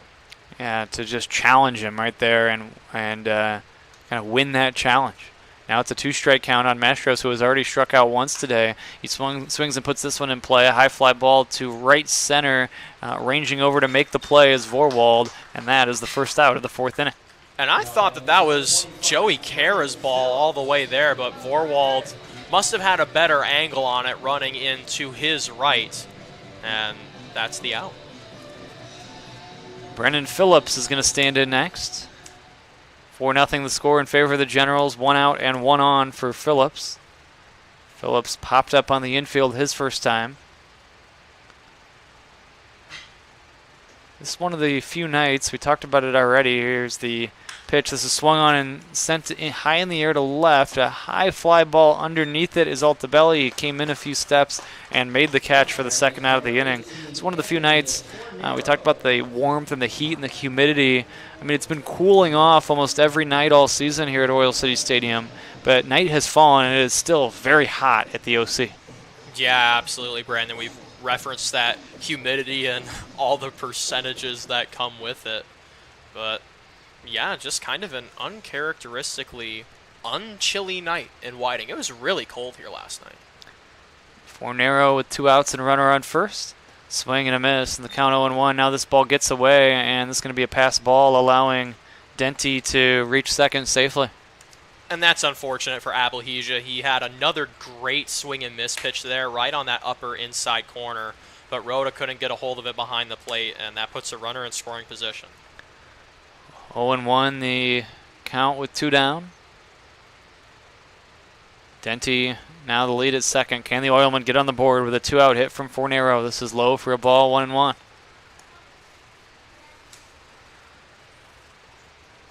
One ball, one strike. Generals with 2 spots in each of the last 2 innings, the top of the third and the top of the fourth. Oilmen trying to wake up this Oil City Stadium crowd by doing something here in this inning. This is swung on and sent high in the air to right center. Over is Kara. He glides into right center and makes the catch for the third and final out. 3 fly balls to the outfield, 1 caught by each outfielder in that inning. And that's a wrap on the Oilmen fourth. No runs, no hits, and 1 left on base. It'll be Kale and Zach when we come back. 4-0 Generals on the Northwest Indiana Oilmen Broadcasting Network.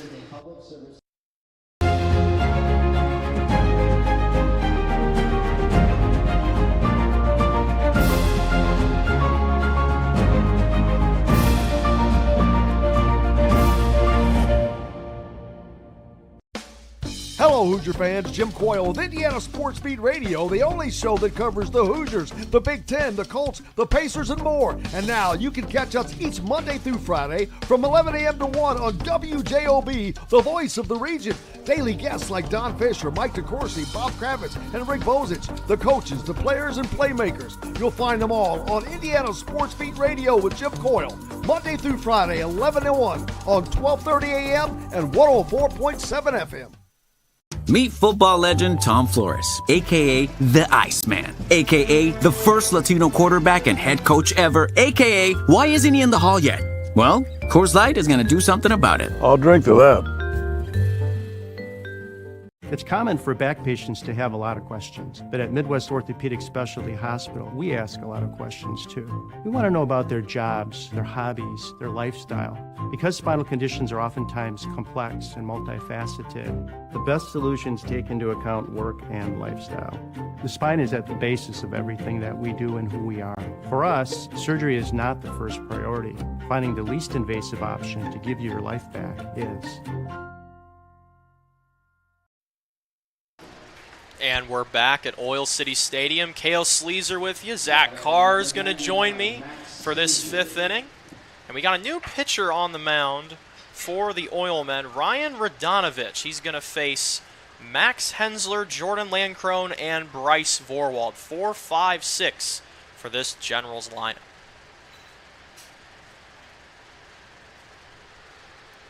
First offering from Radonovich is chopped right above his head, going out and getting past the second baseman Mastros. That's a base hit. That was an interesting chopper there, Zach. Yeah, definitely. And attacking the first pitch that Ryan Radonovich throws at him. Radonovich, obviously. Kind of surprised, obviously. A new pitcher coming straight in, attacking right away, but fastball up and in. He liked something, but yeah, right up the middle. Good timing. Great timing there by Max Hensler, and it's going to be Jordan Landcrone stepping in now. He's 0 for 2. Both of his groundouts have been to third. First offering to Landcrone, high and tight for ball 1. One thing that we've seen tonight, a lot of first pitch swings by both sides, but the difference between the Oilmen and the Generals have just found spots for that ball to fall, And the Oilmen have just been popping it up or lining it in the wrong spots as that one swung on and missed 1-1. Yeah, we saw that a lot yesterday as well, and the Oilmen had a lot of weak first swung pitches hit in the field of play, and for the Oilmen, maybe it's time to look at it and another way to attack. And Hensler's going to try for second here. He is out. He tried to pull a fast one on Radanovic, but got thrown out. That'll be a caught stealing. Yeah, that he thought he had some sort of timing in him. I don't think he saw enough pitches in order for him to really time it up. Kind of a base running error for the Generals, especially for your being able to be a leadoff man to get on. And that one is going to be fouled away by Landcrone. It's now 1-2. But not even that. Ryan Radanovic did a really good job of staying composed and stepping off and giving a nice, good throw at second base. Usually you see pitchers balk and give them the free base up. Landcrone's going to tap this one foul. It'll remain 1-2.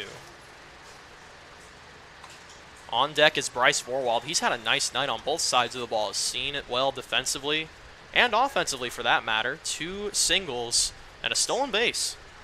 1-2 to Landcrone. That is just inside 2-2. Sounds like we've got some fireworks going off here beyond that right field wall. 2-2.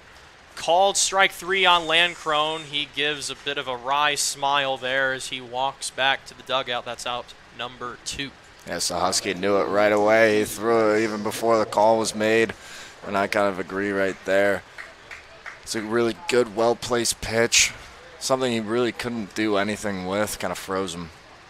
First pitch is going to be a called strike on Vorwald, and he doesn't like that call. It's 0-1. Yeah, exact same spot as the strikeout pitch right before. And a big hack and miss by Vorwald. He's in a hole now, 0-2.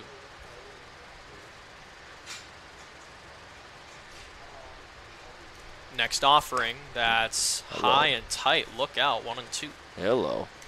Hello indeed. That'll wake you up. Yep, that'll test your reflexes. 1-2.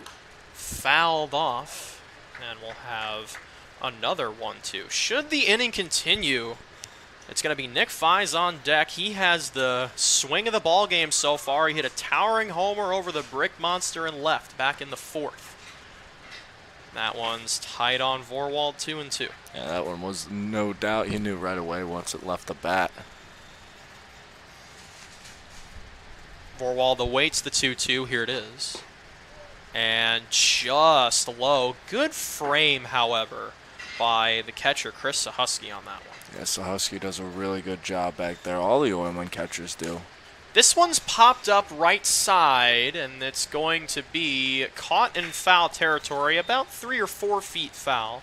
That was Phillips making the catch, and that ends the top of the 5th. We'll be back with the bottom of the 5th here in a moment on the Northwest Indiana Oilmen Broadcasting Network.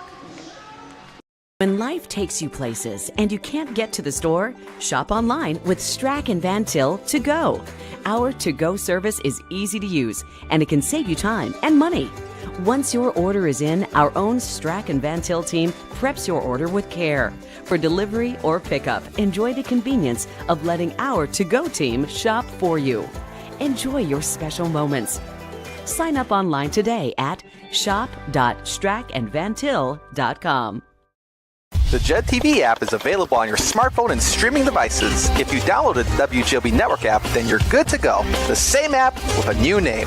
If not, head to the App Store on your phone or streaming device. And right now, you'll be able to watch JED in the Region Rush Hour, and all PNW and high school sports right in the palm of your hand or in the comfort of your own living room. That's the JED TV app, available on all streaming devices.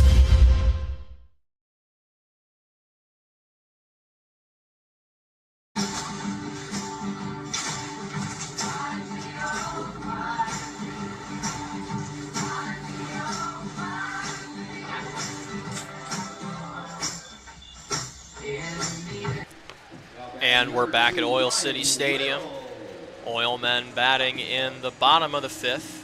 It's going to be the bottom of the order. Ryan Little, Colin Schmidtke, and Chris Sahusky. Little is 0 for 1 on the night. Hit a sky-high fly ball to center field. Still Haron Abelhija on the mound. He has been masterful for the Generals tonight. He really has. He's been very accurate, and that's why he's been masterful. And that one is just over the glove of Mark Ross at second base. A valiant effort by the speedster, but just over his glove, and Little gets a jam shot single. Yeah, I really thought he was going to get there. He had a really good jump on it, and it looked like it didn't have enough flight on that ball, but able to get right by him and single for Little. And that's good for Little because he's been struggling lately, and maybe that'll boost him a little bit, a little self-confidence boost. Not exactly the way you drew it up if you're the Oilmen, but the leadoff man is on. Now a chance to build on that, and that's a hit by pitch on Schmidtke. So Abelhija will really have to tightrope out of trouble here with first and second, nobody out. Yeah, this is where you take a little bit of time, step off, recollect yourself. You got no outs. At this point with a 4-run lead, you're just looking for that first out, especially right now in this little jam. The Oilmen have had opportunities so far, a second and third, as well with in the bottom of the third, and as well as the guy on second in the bottom of the fourth, and we'll see if they'll take advantage here. So here's Sahusky, who has the swing of the night for the Oilmen. He doubled to left center his last time. He takes just inside for ball one. Good take. Schmidtke on first, Little on second. Abelhija trying to preserve this 4-0 lead for Griffith. 1-0. That finds that outer edge. That's where Abelhija likes to live. It's 1-1. Yeah, he's been getting that call all night, both sides, and why not live there? Why not live there? It has worked for him this season. Abelhija looks back to second, looks back again, winds and fires. This is chopped on the ground, foul. We got a 1-2 coming up. Following Sahusky's at-bat, we'll go back to the top of the order, and Nick Doherty, he's 0 for 2. Yeah, we'll see if the top of the order for the Oilmen can get something going, as we know that the bottom of the order has been productive tonight. 1-2 to Sahusky. That's popped up. Right side foul territory. Fies is chasing it, and he makes the catch with about 2-3 feet to work with between that padded wall and his glove, and that's out number 1. That's always scary as a first baseman or anyone with the wall right there and a pop fly, especially you got the 2 tarps also ankle high that, you know, one bad step, you could twist an ankle and be out for a couple weeks. Yeah, Fies had a valiant effort toward that tarp earlier. Couldn't quite make the catch, but whenever you run into obstacles like that, you're just happy if you come out unscathed. First pitch to Doherty, popped up. This is going to get foul out of play. We're getting closer every game, I feel it. I know one of us is going to be able to catch one of those foul balls. I saw you flinch back a little bit in your chair there, Zach. I know you're the tech guy around here. You'd hate to see anything in here get smashed by a ball. I would hate that, but more than anything, I want to catch one. I want to be one of those, you know, the press box. Oof. That one is going to miss low, 1-1. I gotta shout out one of my best friends, Blake Peterson, who's working with the Fond du Lac Dock Spiders in Wisconsin. A couple of weeks ago, one of their camera guys caught a foul ball one-handed. It was a screamer. Stop it. It was awesome. Ground ball to Rosas, could be 2. He runs over to second for 1, over to first. That's a double play, and that is going to stop the Oilmen rally dead in its tracks. We'll come back with the 6th in just a moment. Brandon will hop back with me. Zach, thanks for hopping on. Thank you, Kel. We'll be back in a moment on the Northwest Indiana Oilmen Broadcasting Network. Common for back patients to have a lot of questions, but at Midwest Orthopedic Specialty Hospital, we ask a lot of questions too. We want to know about their jobs, their hobbies, their lifestyle. Because spinal conditions are oftentimes complex and multifaceted, the best solutions take into account work and lifestyle. The spine is at the basis of everything that we do and who we are. For us, surgery is not the first priority. Finding the least invasive option to give you your life back is. For the first time in 30 years, Coors Light has an ad in the big game. Actually, this is a Miller Lite commercial. Mountain Cold Refreshment. It's Miller time! Great taste! Let's fill it! Cold as the Rockies.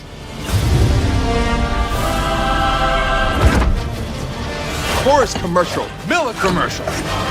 Actually, it's a Blue Moon commercial. Have a student headed to college this fall? If so, you probably have questions. And the best place to find answers is Ivy Tech Community College. Ivy Tech is in your community and offers hundreds of options. Best of all, our tuition is a fraction of the cost of other colleges. Complete a free application today. Back at Oil City Stadium with Cale Sleazer, Brenna Vickery back with you. Our producer is Zach Carr. And John Janiga is working our camera. No screaming line drives have made it his way as of yet so far here tonight. And Jackson Baker and Charlie Harris are with us as well as we take it to the 6-4-0 in favor of Griffith. As first pitch on the way to Fies here is swung on and lifted in the air. Foul off to the right and out of play. Radanovic still working for the Oilmen. He came on in relief of Silas Noe, who is on the hook for the loss after 4 innings of 4-run ball. All 4 runs earned, 2 on a home run. He yielded 6 hits, walking 3 and striking out 2. The 0-1 is taken low for a ball, and the count 1 ball and 1 strike. Working quickly is Radanovic. Here's the 1-1 swing and a miss, and the count goes to a ball and 2 strikes.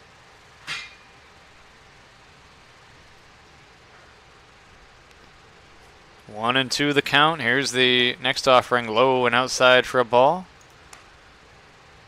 And it evens out at 2-2. Top of inning number 6 at Oil City. This is taken for strike 3 call. They caught him looking. So far so good for Radanovic since coming in the game for the Oilmen. Yeah, and Fies knew that was strike 3. There's not a ton you can do with that pitch. That was a really good location. And that's really good to see if you're the Oilmen, retiring the guy who put one over your brick monster last time. It's now 1 away in the inning. 4-0 the score in favor of the Generals. Here's the first pitch on the way. Swinging a ground ball to the right side, may have broken his bat. A slow roller. Mastros, the second baseman, will have to hurry, and he'll throw to first in time to get a hustling Rhoda for the second out of the 6th inning. Yeah, good job by Mastros there to get rid of it quickly and get a hustling Rhoda. That's really all you can do there. Just get the ball there faster than anyone can run. Generals are going to play 2 tomorrow. They will have the Indiana Panthers for a double dip. Before the Oilmen come into town over in Griffith on Sunday. And again, the Oilmen and the Vikings will be here. We'll have it for you. 7 o'clock pregame, 7:10 first pitch. Here's a strike called. And I believe Jackson will be with me tomorrow night as the Oilmen take on the Vikings. Here's the 0-1. This is low for a ball, 1 ball, 1 strike on Mark Ross as he bats with 2 outs and the base is clear. Radanovic trying to work a 1-2-3. He faced the minimum in the 5th inning. He did allow a single, but then that was erased on a caught stealing. This is inside for a ball. 2 balls and a strike is the count. Here's the 2-1. This is high and tight for ball 3, 3-1. Yeah, Ross has had to do a lot of leaning in this at-bat. Looks like Radanovic is just missing inside, trying to get that corner. Here's the 3-1. It's taken low and in for ball 4. Ross works the walk, and a 2-out base runner. Walking the 9-man in the order is Radanovic, and now Nick Altabelli will stand in with a runner on and 2 down. And now that Mark Ross is on base, this is when he is the most dangerous. Earlier this season, I dubbed him Mark the Magician Ross.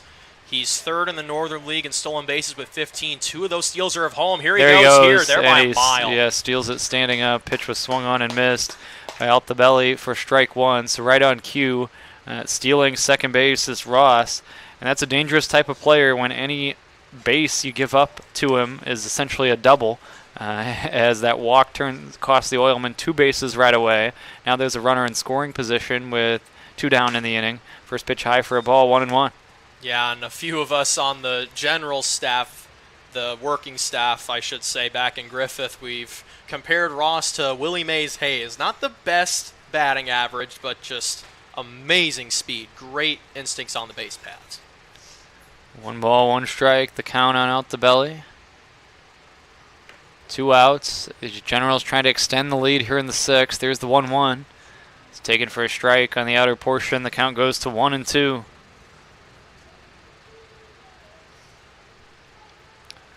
Oilmen trying to find a way to beat these Generals. A 1-2 is swung on and foul. It's really remarkable. The Generals trying to make it 4 straight head-to-head victories over the Oilmen. Yeah, and we talked in the pregame show, Brandon. The Generals have not been able to win a game in these last 2 weeks unless it's the Oilmen. They've won 3 straight, and they're up 4-0 in this one. Here's the 1-2. This is taken high for a ball. You can almost hear them cheering over in Lake County. They might even be ringing cowbells over in Crown Point, celebrating and cheering on the Generals, who have been helping the Corn Dogs the last week or two. This is fouled back to the screen, the count 2-2, because they're creating some separation between the Corn Dogs and the Oilmen in the standings, and it's thanks to these General victories.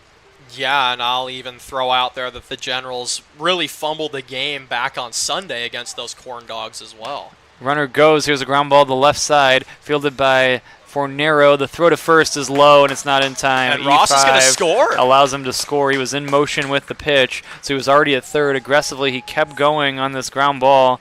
E5 allows Altabelli to reach safely, and no RBI for Altabelli, and that'll be an unearned run to the ledger of Radanovic after the second Oilman error of the game extends the inning and extends the lead for Griffith at 5-0.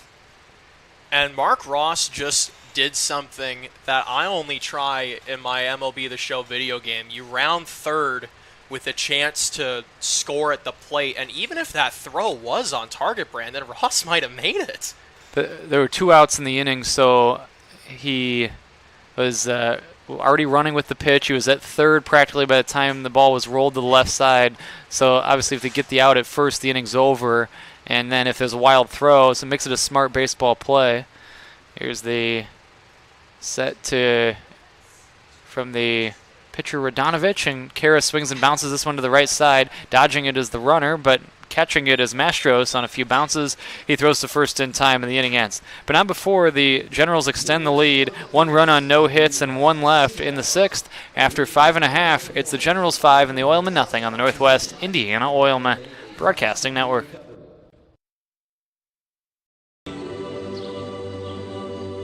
This place teaches you to be genuine, to be the same person today as you were yesterday. People from Indiana, they're pretty comfortable with who they are. And you know, I think that puts the people around them at ease to be comfortable with who they are. The values that built Indiana are here in Strachan Van Til. We're Indiana's grocery store, and we're proud to be Indiana made. The JED TV Sports Network is now the exclusive home to 8 schools. Subscribe today for a full year of sports coverage by using code JEDTV50 at checkout. Visit JEDTV.com for more information. Don't let pain knock you out of the ring. Our hand, wrist, and elbow experts are pioneers worldwide. You need us in your corner. Midwest Orthopedics at Rush. Make an appointment today. After our minimally invasive spine surgery, 80% of golfers maintained or improved their handicap. Be treated by the pros to play more like a pro. Midwest Orthopedics at Rush. Make an appointment today. Officially, it's a fridge full of beer. Unofficially, it's free AC. Coors Light, the official beer of everything. First pitch here is taken high for a ball, and the count is 1 ball and no strikes as Brendan O'Connor leads off the 6th. And Abelhesha, the starting pitcher for Griffith, is still rolling along, pitching a shutout and has yielded just 3 hits. Here's the 1-0. It's taken for a strike, and the count 1-1. And that's a spot that Abelhesha has found all night. Upper outside corner and attacking that again. Abelhesha comes back 1-1 to Brendan O'Connor, who's 0 for 2. Here's his 1-1 pitch. This is swung on and flared to right center. Over and making the catch is Kara, the center fielder, and O'Connor is now 0 for 3. He's out number 1 in the 6th. And to an earlier point you made, Brandon, the top of this Oilmen order really hasn't done anything. There's no hits in those first 4 batters. Yeah, that's a great point. The each of the members of the lower third of the lineup, 7, 8, and 9, Little, Schmidtke, and Sahusky, each have a hit, and those are the 3 Oilmen hits in this game.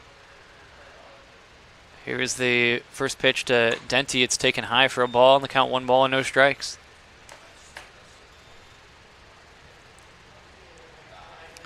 One and 0 the count, 5-0 the score in favor of the Generals as we play bottom of inning number 6.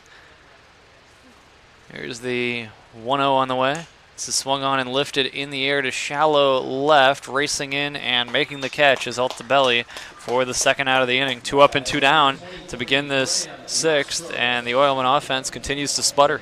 Yeah, and on top of that, Brandon, the pitch count for Abelhija is in really good shape. He's only at 66 pitches through 5 2/3. Yeah, he's on pace to perhaps go 8 innings tonight. 5-0 the score in favor of the Generals. Here's the offering taken inside for a ball. The count 1-0. Good amount of early swings that have led to outs from the Oilmen. Yeah, we've seen a lot of first pitch pop-ups, first pitch soft contact. Abelhija has done what really any good pitcher does. Pitches in the zone, but just doesn't give up good contact. Yeah, just 1 walk allowed on the evening. Pitch a called strike, 1-1 on Mastros. There's some trivia coming up in the next half inning. Crack the car trivia challenge. Here's the 1-1. Taken low and outside for a ball, 2 balls and a strike. 2-1 the count on Mastros, who's 0 for 2 on the day, hitless just like everybody 1 through 6 in the Oilman batting order. Here's the wind and the 2-1 fire. Low for a ball, and now it's 3-1.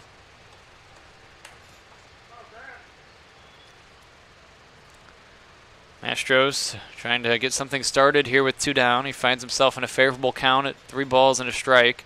Here's the wind, and Abelhija's 3-1. This is swung on and lifted in the air. It's playable in left center. It's going to be the center fielder Kara to make the catch, and the inning comes to an end. 3 fly ball outs in the inning once again for the Oilmen as they go 1, 2, 3 in the 6th. After 6, it remains Griffith 5 and the Oilmen nothing on the Northwest Indiana Oilmen Broadcasting Network. Rise and shine. All right. WJOB's Jim Deedlow starts your weekdays at 6 a.m. Jed in the region. And be sure to follow us on Facebook. WJOB, AM 1230 and 104.7 FM. When you hire certified electrician contractors, you're getting the best. But just as important as our skill and expertise is our culture of safety. We know it's important to you, and we know it's important to them. Certified Electrician represents the NECA IBEW team, a team where safety and productivity go hand in hand. It's why our jobs finish on time and on budget. It's why owners that use us are repeat customers. Certified Electrician, working together, powering Northwest Indiana.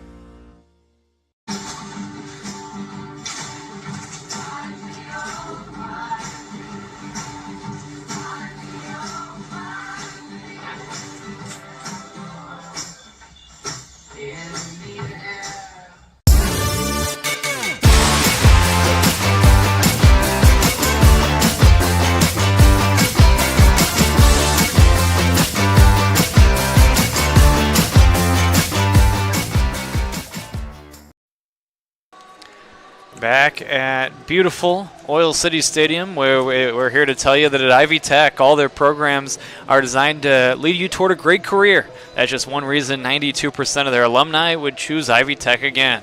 Find the program meant for advancing you toward your career quickly and affordably at Ivy Tech, a proud partner of the Northwest Indiana Oilmen. Well, the Oilmen are trying to work a quick inning. I don't know about affordable, but quickly and affordably, at least half of that they're hoping will be covered in this 7th inning as they turn to the bullpen and bring in a right-hander. Justin Egan is on to pitch for Northwest Indiana, with Griffith leading it by a score of 5-0. Egan replaces Rodanovich, who sees his day come to its conclusion. We'll get you his final line here momentarily. Here's the set from Egan in the first pitch. It swung on and lifted foul off to the right and out of play. Rodanovich goes 2 innings, 1 hit, 1 run. It was an unearned run, so no earned runs to his ledger. He walked 1 and struck out 2 while tossing 30 pitches in the 2 frames. Here's the 0-1. It's a pitch that paints the outer portion, a check swing with the pitch in the zone, and it's 0-2 on the designated hitter Lapp.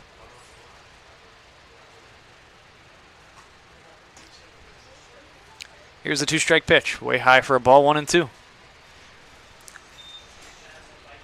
Well, almost time for some trivia. Crack the car trivia challenge. I think we need it here. I would agree. Zach, you've been on kind of a roll of late, we understand. 1 ball and 2 strikes the count. We'll let you go first today. Here's a pitch low for a ball, and the count 2-2. The question relates to the Major League All-Star game being in Seattle this week. So we'll ask you a question about the last time it was in Seattle. Here's the 2-2. This is swung on and lifted foul out of play. Which 2 future Hall of Famers homered in the last All-Star game played in Seattle before the one that was played there this past week? Which 2 future Hall of Famers homered in the last All-Star game played in Seattle? Here's the 2-2. This is taken low for a ball, and the count goes full at 3-2.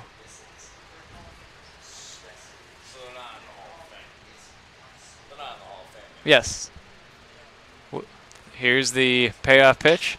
Swinging a ground ball to the left side. This is gobbled up by Mastros, Fornero, the third baseman. The throw to first is in time. 5-3, the putout goes on Lapp for the first out of the 7th inning. 5-0 in favor of the Generals. They were future Hall of Famers at the time of the game. So I guess I could say which 2 Hall of Famers homered in that last All-Star game played in Seattle.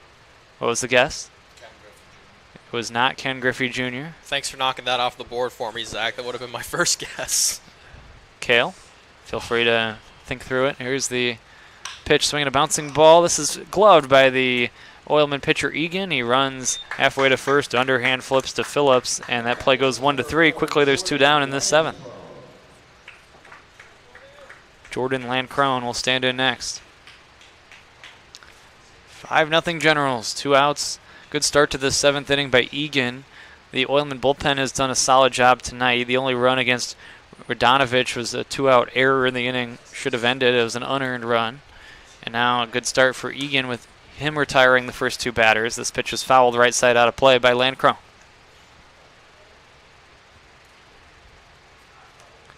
Kale is still pondering the future Hall of Famers that may have homered in that last game in Seattle.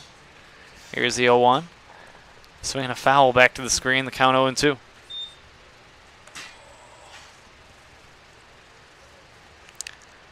Generals out hitting the Oilmen 7-3. And the column that counts is also in favor of Griffith 5-0. Here's the 2-strike pitch. This is swung on, lifted foul again off to the right. Landcrone battling as the count remains 0-2. I'm going to throw out Cal Ripken. Cal Ripken Jr. is correct. Homered in that 2001 All-Star game in Seattle. This is low for a ball in the count 1-2. Zach, no pressure, but even get a split tonight, you're going to need to get the next possible answer. I will take a split in the Crack the Car Trivia Challenge. 1-2 is fouled at the plate, and the count remains 1 ball and 2 strikes. This tradition started with David Bork, who for many years filled Zach's role for the last 9 seasons prior to this year, and it was the Beat the Bork Trivia Challenge that originated back in 2014. Zach trying to successfully carry on the tradition. This is outside for a ball in the count 2-2. You look stymied over there, Zach. One of the former broadcasters in the league, actually the former Generals broadcaster, Kevin Redfern, texted me and suggested, after learning that Zach would be filling that role, the Crack the Car name for the challenge. The 2-2 is grounded to the left side. Little races in to field it. His throw to first is in time, and it's a 1-2-3 inning for Justin Egan as that play goes 6-3 to retire Landcrone and the side. It's time to stretch at the OC. It's Griffith 5 and the Oilmen nothing on the Northwest Indiana Oilmen Broadcasting Network. First time in 30 years, Coors Light has an ad in the big game. Actually, this is a Miller Lite commercial.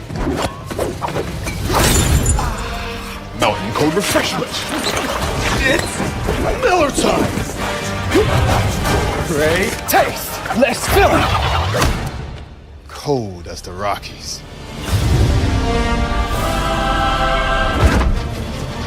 Coors commercial. Miller commercial. Actually, it's a Blue Moon commercial.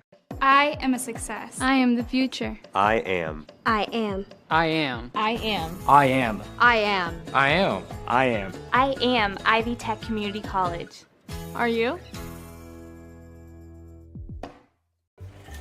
Wait! Let me help. Land of Frost. Premium meat. Delicious. And no byproducts. Toss it in. Et moi? Okay. Whee! Make the smart choice. Land of Frost Premium Meat. It's common for back patients to have a lot of questions, but at Midwest Orthopedic Specialty Hospital, we ask a lot of questions too. We want to know about their jobs, their hobbies, their lifestyle. Because spinal conditions are oftentimes complex and multifaceted, the best solutions take into account work and lifestyle. The spine is at the basis of everything that we do and who we are. For us, surgery is not the first priority. Finding the least invasive option to give you your life back is.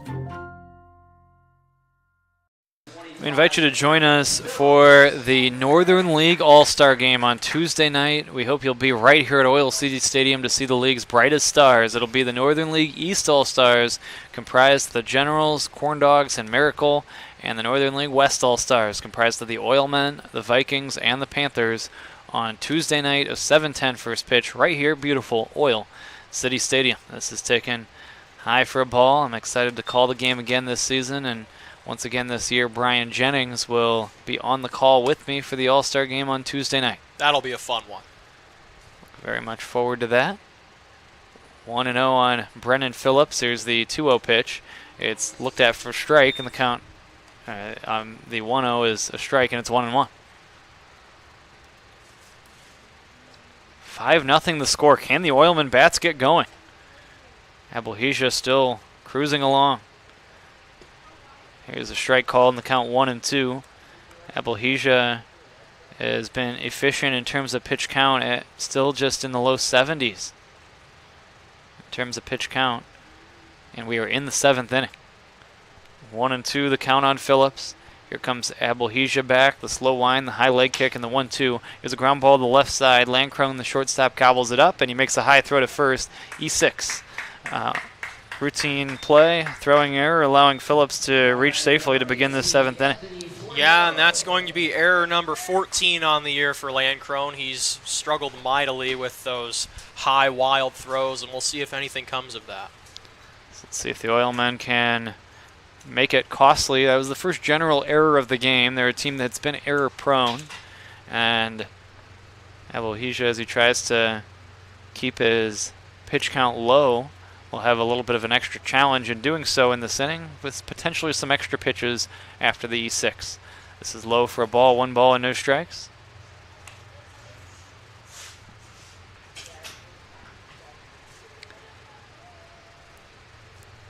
One and 0 the count here on Fornero. 1 ball and no strikes. Now the 1-0 pitch is swung on and popped up. It's playable in center for Kara. He's underneath it, and he makes the catch. And that's the first out of the inning. Fornero now 0 for 3. And that's a good comeback there by Abelhesia after a mistake behind him. Just gave up more, I don't want to call that soft contact, but a really playable fly ball out in center. Really hasn't given the Oilmen many good pitches to hit tonight. 5-0 is the score in favor of the Generals. Here's the long set, and the first pitch on the way to Little. Low for a ball, 1 ball and no strikes. 5 runs, 7 hits, 1 error for Griffith. No runs, 3 hits, and 2 errors for the Oilmen.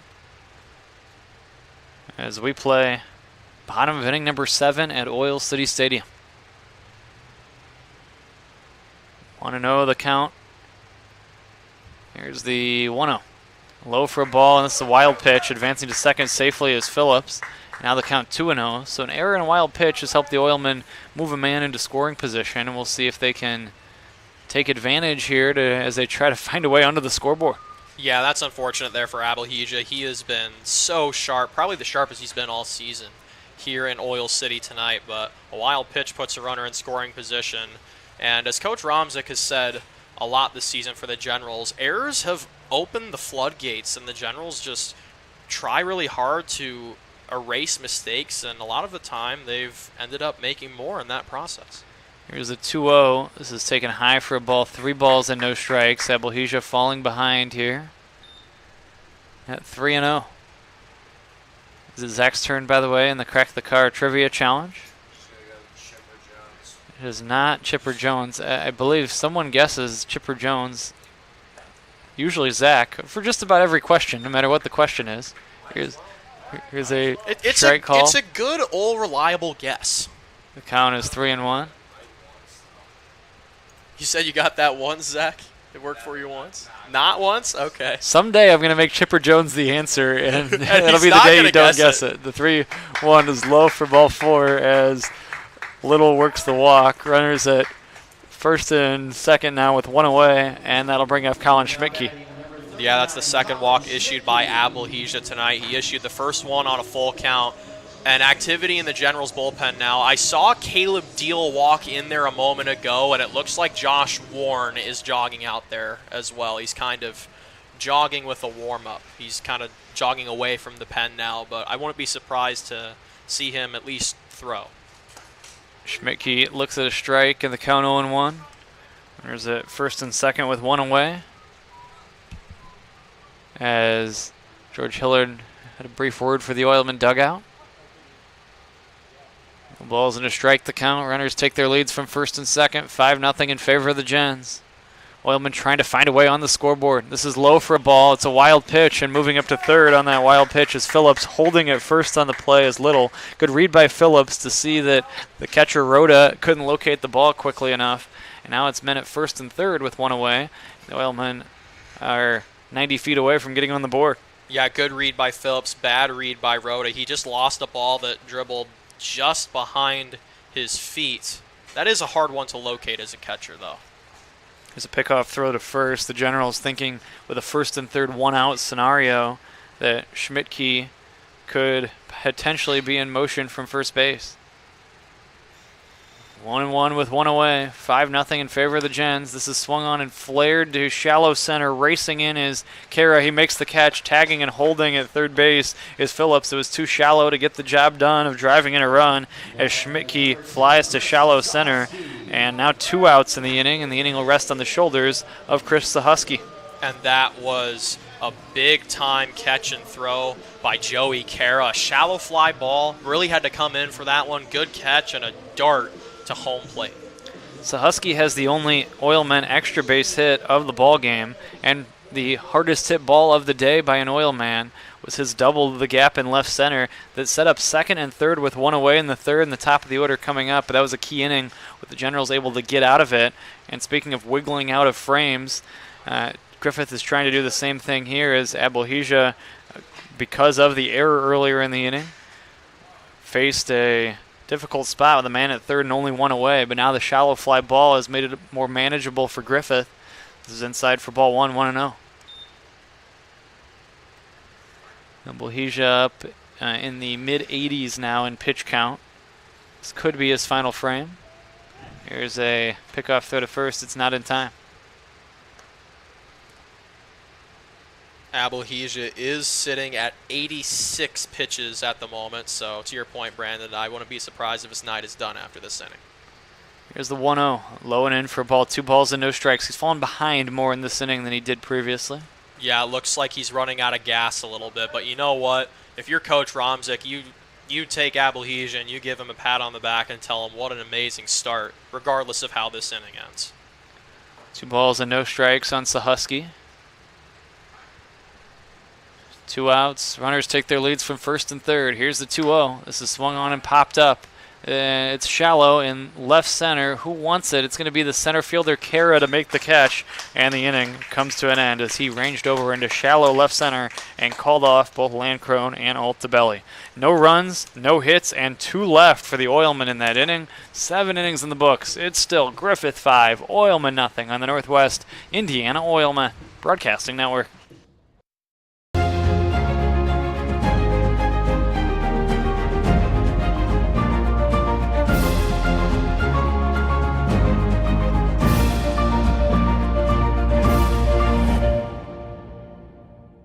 When life takes you places and you can't get to the store, shop online with Strack and Van Til To Go.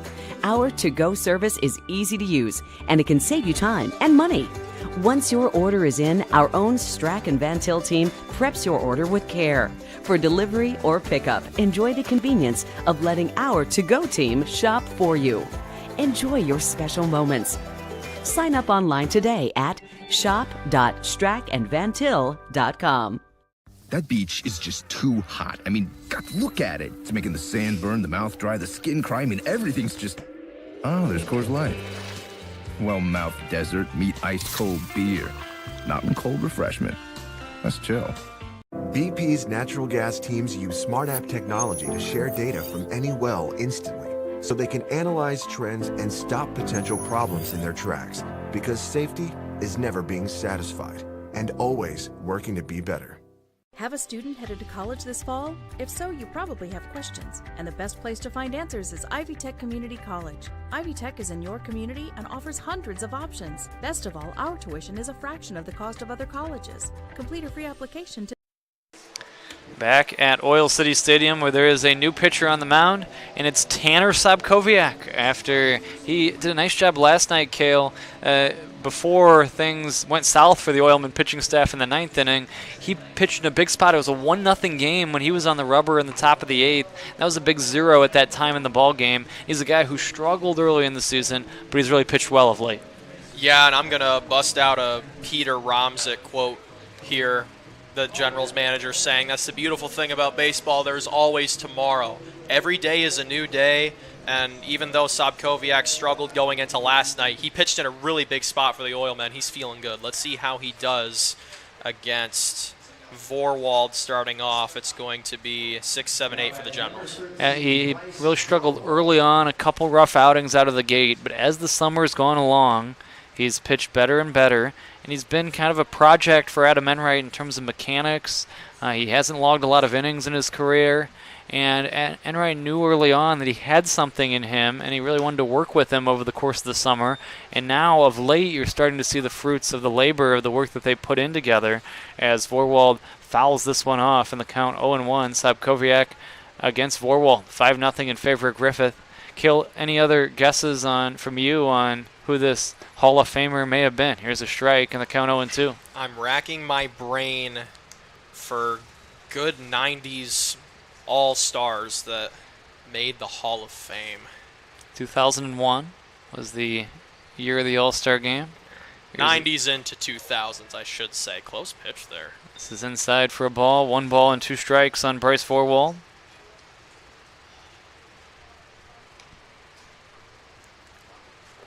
1-2.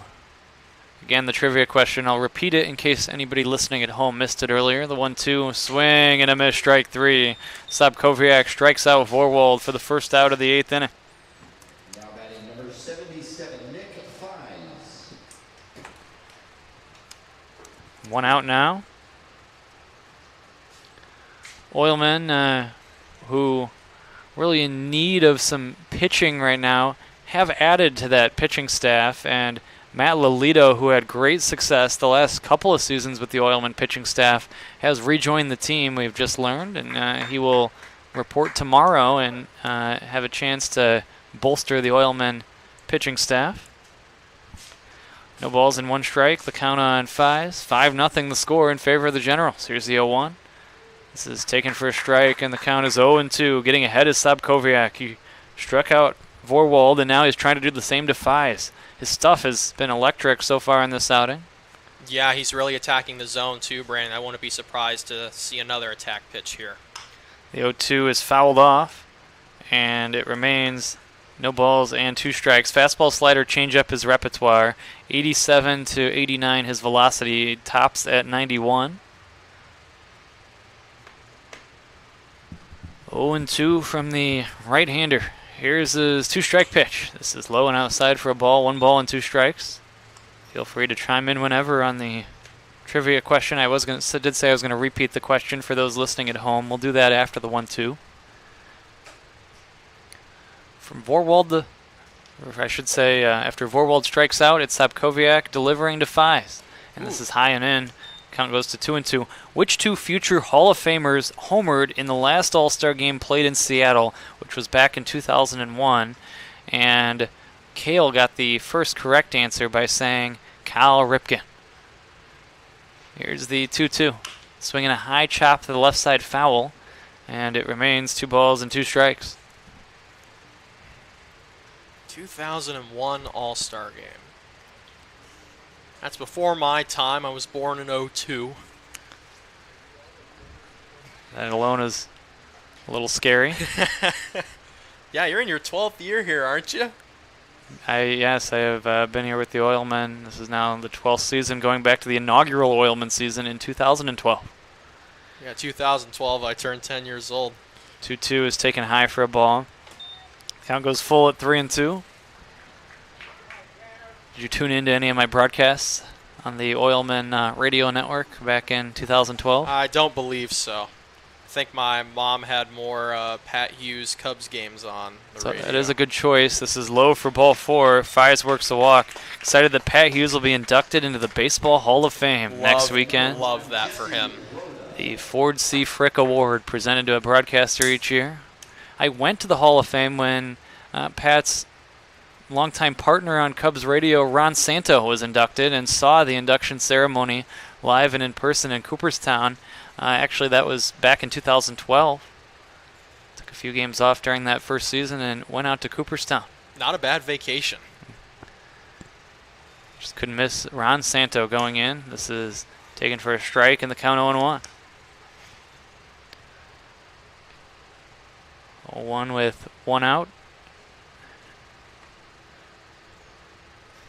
Jesse Rhoda standing in, 5-0 the score. Here's the 0-1. Swinging a line drive to second. This is knocked down. The flip to second is going to be in time. Just in the nick of time, able to recover its Mastros as he knocks down this line drive, then kind of ran past it, had to return to the ball, collect it, and throw it to a covering Little at second base for the fielder's choice that goes 4-6 for the second out of the inning. And that was no conventional fielder's choice by any stretch of the imagination. Mastros couldn't quite squeeze the glove on the line drive, but a good job staying with it and flipping it to Little for a close out. Now it's Mark Ross. 2 outs here in inning number 8. All right, Kelly, I think we're going to need an answer here from you. Here's a strike. I honestly don't have one for you, Brandon, and I know Zach's stewing over there too. I'm going to defer to him, see if he's got it. I'm getting a shrug from Zach. Did you say Vlad Guerrero? That is not correct. Good guess, good guess. The 0-1 is low for a ball. I was thinking Guerrero, but I didn't feel right about that guess, so I kept it to myself. I'm going to pull up the internet here to come up with some hints that won't give it away. Runner goes 1-1, swing and a miss. Throw to second base is going to be not in time. It's a stolen base. Pitch was a swing and a miss by Ross, and it goes to 1-2. Rhoda, though, the catcher, steals second. Now a base hit could extend the lead here with 2 down. And Jesse Rhoda is really good at that selective base stealing. I believe that was his 5th of this season. I'm going to double check that. That was number 5. And I don't think he's been caught yet. He is not. He's 5 for 5. The 1-2 is taken for strike 3 called. Caught looking as Ross, and the inning comes to an end. Good job by Tanner Sobkowiak putting a 0 on the board in the 8th. No runs, no hits, and 1 left. After 7.5, it's the Generals 5 and the Oilmen nothing on the Northwest Indiana Oilmen Broadcasting Network.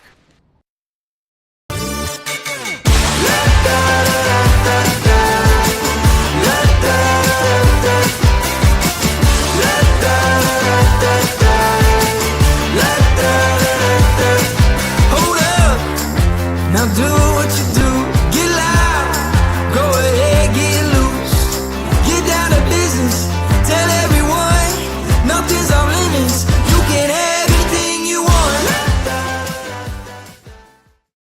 The Jed TV Sports Network is now the exclusive home to 8 schools. Subscribe today for a full year of sports coverage by using code JEDTV50 at checkout. Visit JEDTV.com for more information.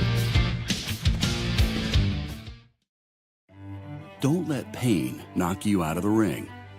Our hand, wrist, and elbow experts are pioneers worldwide.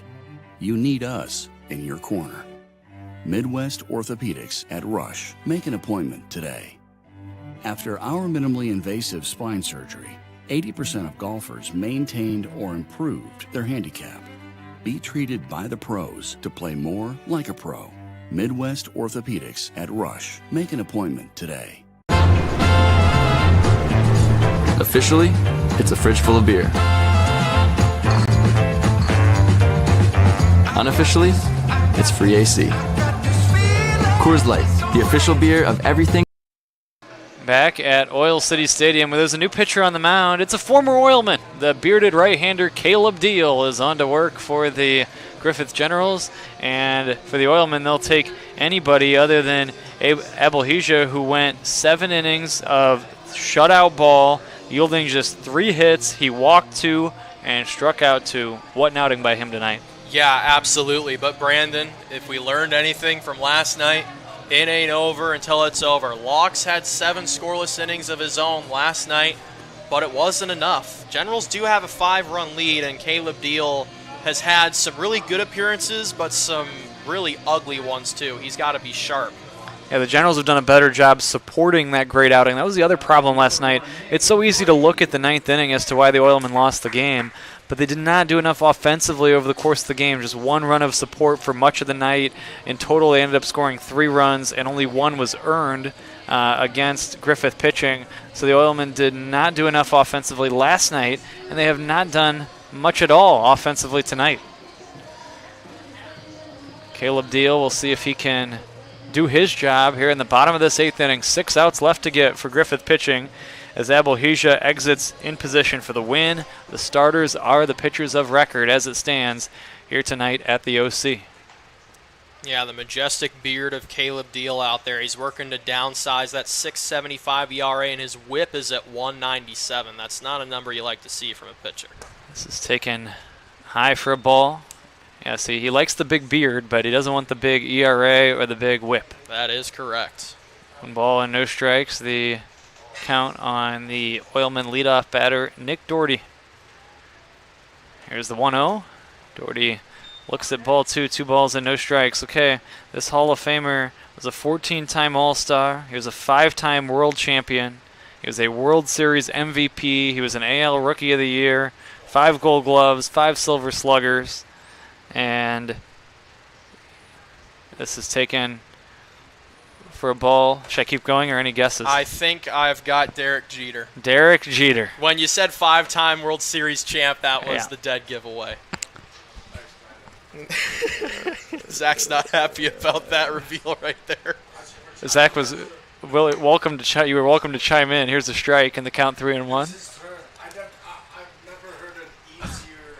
Yeah, that was a pretty easy reveal. I'll give you that. You thought the hint was too much. It is the bottom of the 8th inning. If you guys had maybe gotten it a little sooner. Oh. Here's the 3-1. This is swung on and lifted in the air. Foul off to the left. I was kind of ready for either of you to chime in.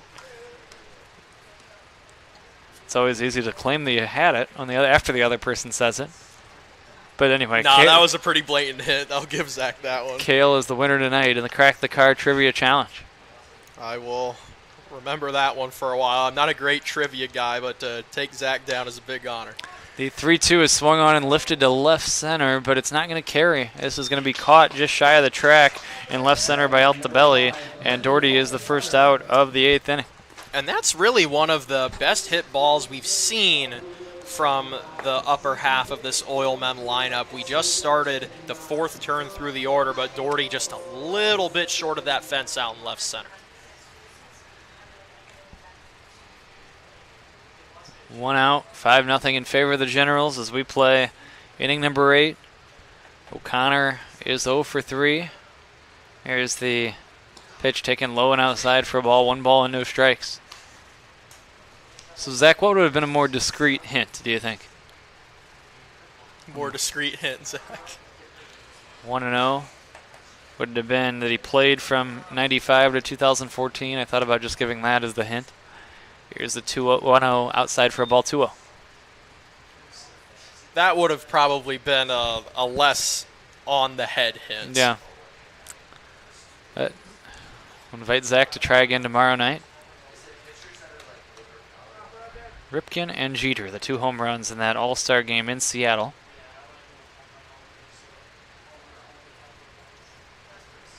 Here's the 2-0. This is taken high for a ball, 3-0.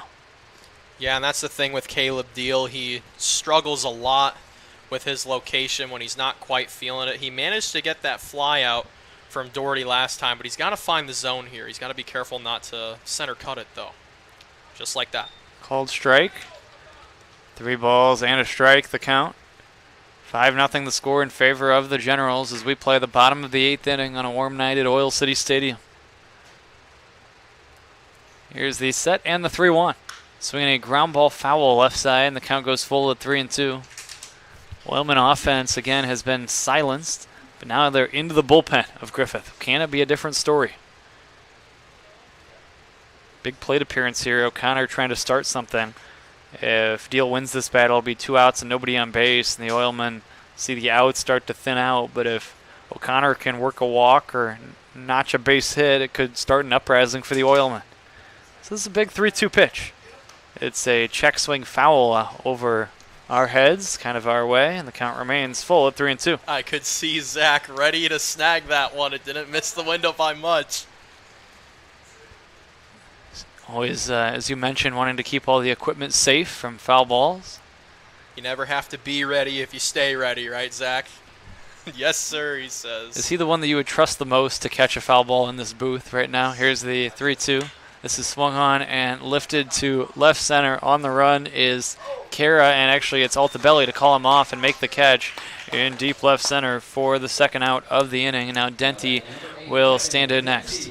Brandon, I will say this.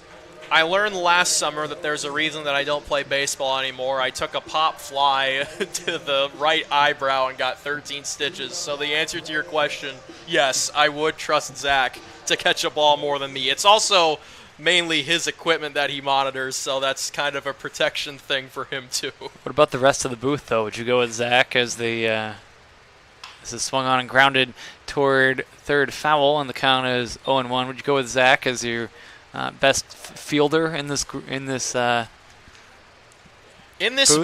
Yeah. Yes, but I also trust John over there by the camera in the General's dugout. Yes, we saw him playing catch with a football and displaying his great hands a few days ago. There may have been a few drops, but we looked the other way for those. Yeah, we do. He's, of course, a fine linebacker on the Whiting football team, the young John who works with us here. It's got to be 160 soaking wet with that linebacker position, if even that. One is high for a ball, 1 ball and 1 strike. Did not catch what they have him listed at. I'm going to have to try to get a hold of the Whiting roster. Yeah, we might have to ask him. He'll give us a straight answer if we ask him, I'm sure. Yeah, he's known for being forthcoming. 1 ball, 1 strike with 2 outs. 5-0 in favor of the Generals. Here's the 1-1. This is taken low and outside for a ball, 2-1. 3-2 pitch on O'Connor. He gave that one kind of a ride to deep left center, but it was Altabelli who made the catch. 2 fly balls to left have begun this 8th inning. Here's the set from Deal in the 2-1. This is swung on and lifted in the air. A beat on it is Kara in center field. He makes the catch, and it's 3 fly ball outs. A lot of fly ball outs by Oilman batters here tonight. 1, 2, 3 go the Oilmen in the 8th. 8 innings have come and gone. It's the Generals 5 and the Oilmen nothing on the Northwest Indiana Oilmen Broadcasting Network. Football legend Tom Flores, a.k.a. the Iceman, a.k.a. the first Latino quarterback and head coach ever, a.k.a. why isn't he in the hall yet? Well, Coors Light is going to do something about it. I'll drink to that. You guys are crushing it. See how 8 grams of healthy protein in Land of Frost premium meat gives you energy and keeps you full. Let's get those buns toasted and bread. Cheese, 10 more. Go. I'm getting shredded. Make the smart choice. Land of Frost premium meat. When life keeps you busy and you can't get to the store, shop online with Strack and Van Til To Go. Our to-go service is easy to use. Register using your rewards account information, fill your virtual cart, and choose delivery or pickup. Once your order is in, our own Strack and Van Til team preps your order with care. With our to-go service, you can earn reward points and save time and money with our online coupons and weekly ad prices. Life made simple, shopping made easy. For more information or to sign up, visit shop.strackandvantil.com. Safety doesn't come in a box. It's not a banner that goes on a wall. It's not something you do now and then, or when it's convenient. It's using state-of-the-art simulators to better prepare for any situation. It's giving offshore teams onshore support, and it's empowering anyone to stop a job if something doesn't seem right. At BP, safety is never being satisfied and always working to be better. Tanner Sobkowiak is trying to keep the deficit at 5. He is back out for his second inning of work, as it'll be the top of the general order due in this 9th inning, as Altabelli will lead things off and be followed by Kara and Lapp. 5-0 the score in favor of the Gens as we play inning number 9 at Oil City. 10 hits total, and Griffith has 7 of them here tonight. This is taken high for a ball. The count 1 ball and no strikes. The count on Altabelli.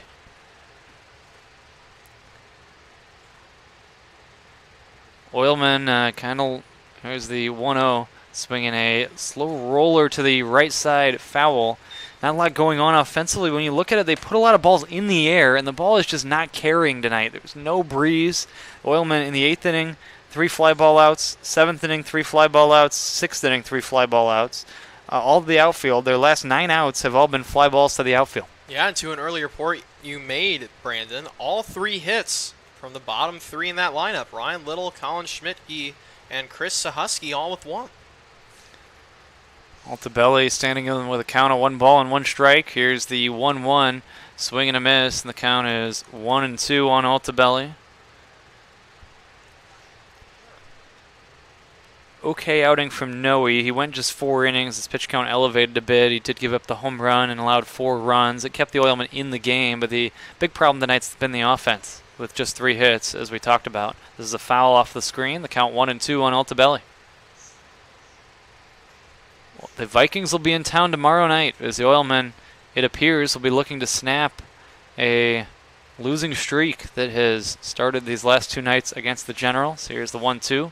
This is a check swing. Did he go? They appeal, yes, says Mike Clay, as Altabelli went too far. Applying the tag first was Sahusky as the pitch was in the dirt. Then he appealed, and Mike Clay said he went around, and that's the first out of the 9th inning. And Sobkowiak has been on point out of the bullpen for the Oilmen. That's his 3rd strikeout and 4 retired batters. Now it's Kara standing in. He is 1 for 4. Left-handed batter with the score 5-0 in favor of the Generals. This is outside for a ball, 1 ball and no strikes. Yeah, you said it. Good outing by Sobkowiak continues. He's been tough to put the ball in play against for the Generals over the last 2 innings. The 1-0 is low for a ball, and the way things have been going overall for the Oilmen pitching staff, Sobkowiak pitching for the 2nd straight night. Things are a little thin. I think we'll see him take on a greater and greater role for this Oilmen team, the way he's been pitching and the way the team has had a little bit of a need for additional pitching depth. So this could be huge if he keeps rolling. Kara, though, takes outside for a ball. Now he is behind 3 balls and no strikes. Yeah, in Sobkowiak's case, you really got to like what you've seen from him.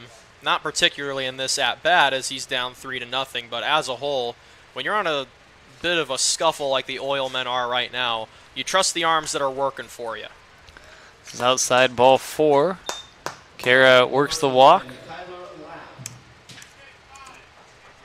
And a pinch hitter is going to come to the plate here. 5, Diego Lopez. 5, Diego Lopez. You may have heard the official scorer announce. Diego Lopez is standing in. I think that was the official scorer that made that announcement over the internal PA system here. Diego Lopez is standing in as a runner on first with 1 away.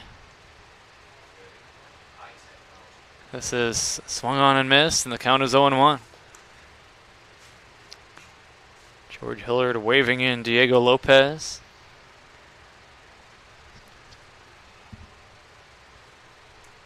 Oh, and 1 the count, 1 out. Runner goes. Here's the 0-1 swing and a foul at the plate.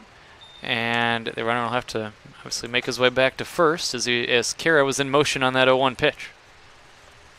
Yeah, we'll get you Diego Lopez's numbers on the year. He hasn't played since Sunday. He's more of a spot guy for these Generals. But as far as his average, 219, but a 359 on base, does a good job getting on. 6 RBI in 14 games, including a home run. Here's a pickoff throw just to keep the runner Kara close at first base. Generals lead by 5. They've scored 2 in the 3rd, 2 in the 4th, 1 in the 6th. No scoring by either team since, and that's the extent of the scoring in the game. 2-strike pitch, swing and a miss. He blew one by him. Sobkowiak has struck out 4 already, and there's 2 outs here in the 9th. Yeah, Sobkowiak is really on his stuff tonight. Good job bouncing back after that walk. And 4 punch-outs and 5 retired batters. Here comes Hensler. Hensler standing in with 2 outs and a runner on first. Here's the pitch on the way, swinging a line drive to short. This is caught in the air by Little, and the inning comes to an end. No runs, no hits, and 1 left for the Generals in the 9th. We've played 8.5. It's the Generals 5 and the Oilmen nothing. I hope you won't go anywhere. Back for the bottom half after this on the Northwest Indiana Oilmen Broadcasting Network. These days, it's recommended that you keep your social circle small.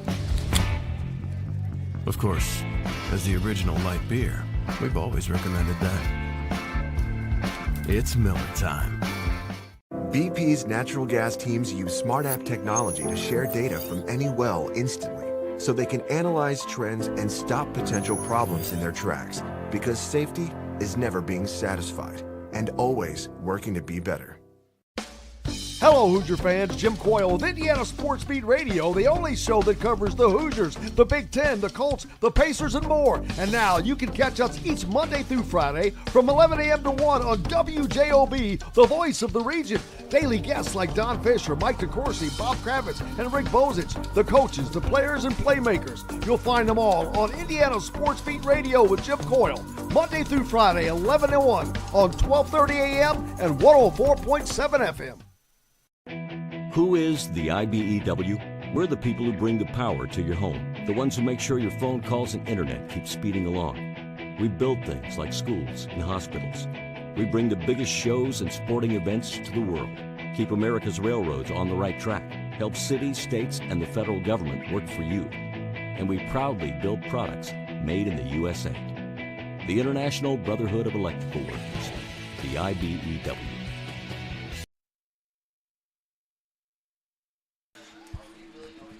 This just in, folks, we might have some lightning as we're all trying to figure out what's going on. Brandon, what are you hearing right now? They've at least pulled the teams off the field for the time being. Let's throw it to a break here. I'm going to head downstairs and see what we can find out.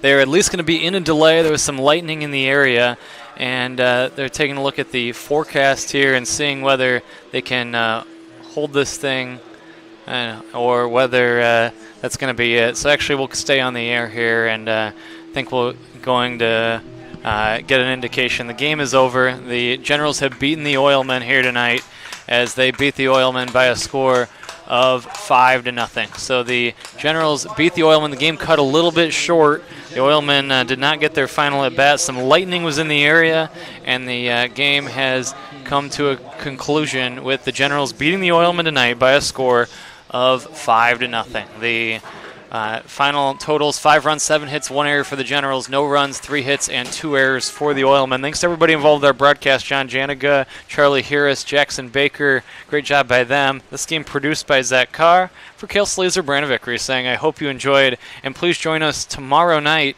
for the Oilmen and the Vikings beginning at 7 here at Oil City Stadium. I'll have it for you. 7 o'clock pregame, 7:10 first pitch. And please stay tuned. The postgame show is coming up in just a few, and that'll be after this on the Northwest Indiana Oilmen Broadcasting Network. Did you know? They decorate over 210,000 cakes a year. Did you know? Their butcher will cut your meat your way. Did you know? They have trained floral designers in store. Did you know? They will make your wedding cake. Did you know? They have a variety of deli bakeable entrees. Did you know? Their online app has coupons and so much more. Who does that? Strack and Van Til. Now you know. Yes!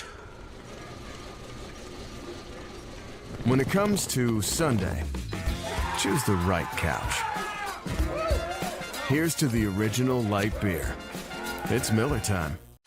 The final score from Oil City Stadium, it's a shutout. The Generals defeat the Oilmen 5-0. And Zach, this might have been one of the worst performances offensively all season from the Oilmen.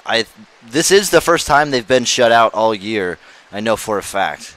Yeah, they had quite a bit of trouble of actually finding the ground with a lot of their contacts. A lot of little pop flies out in center field, unable to advance runners when they needed to, and once again the Generals just looked like the better team. Yeah, the Generals definitely take care of business.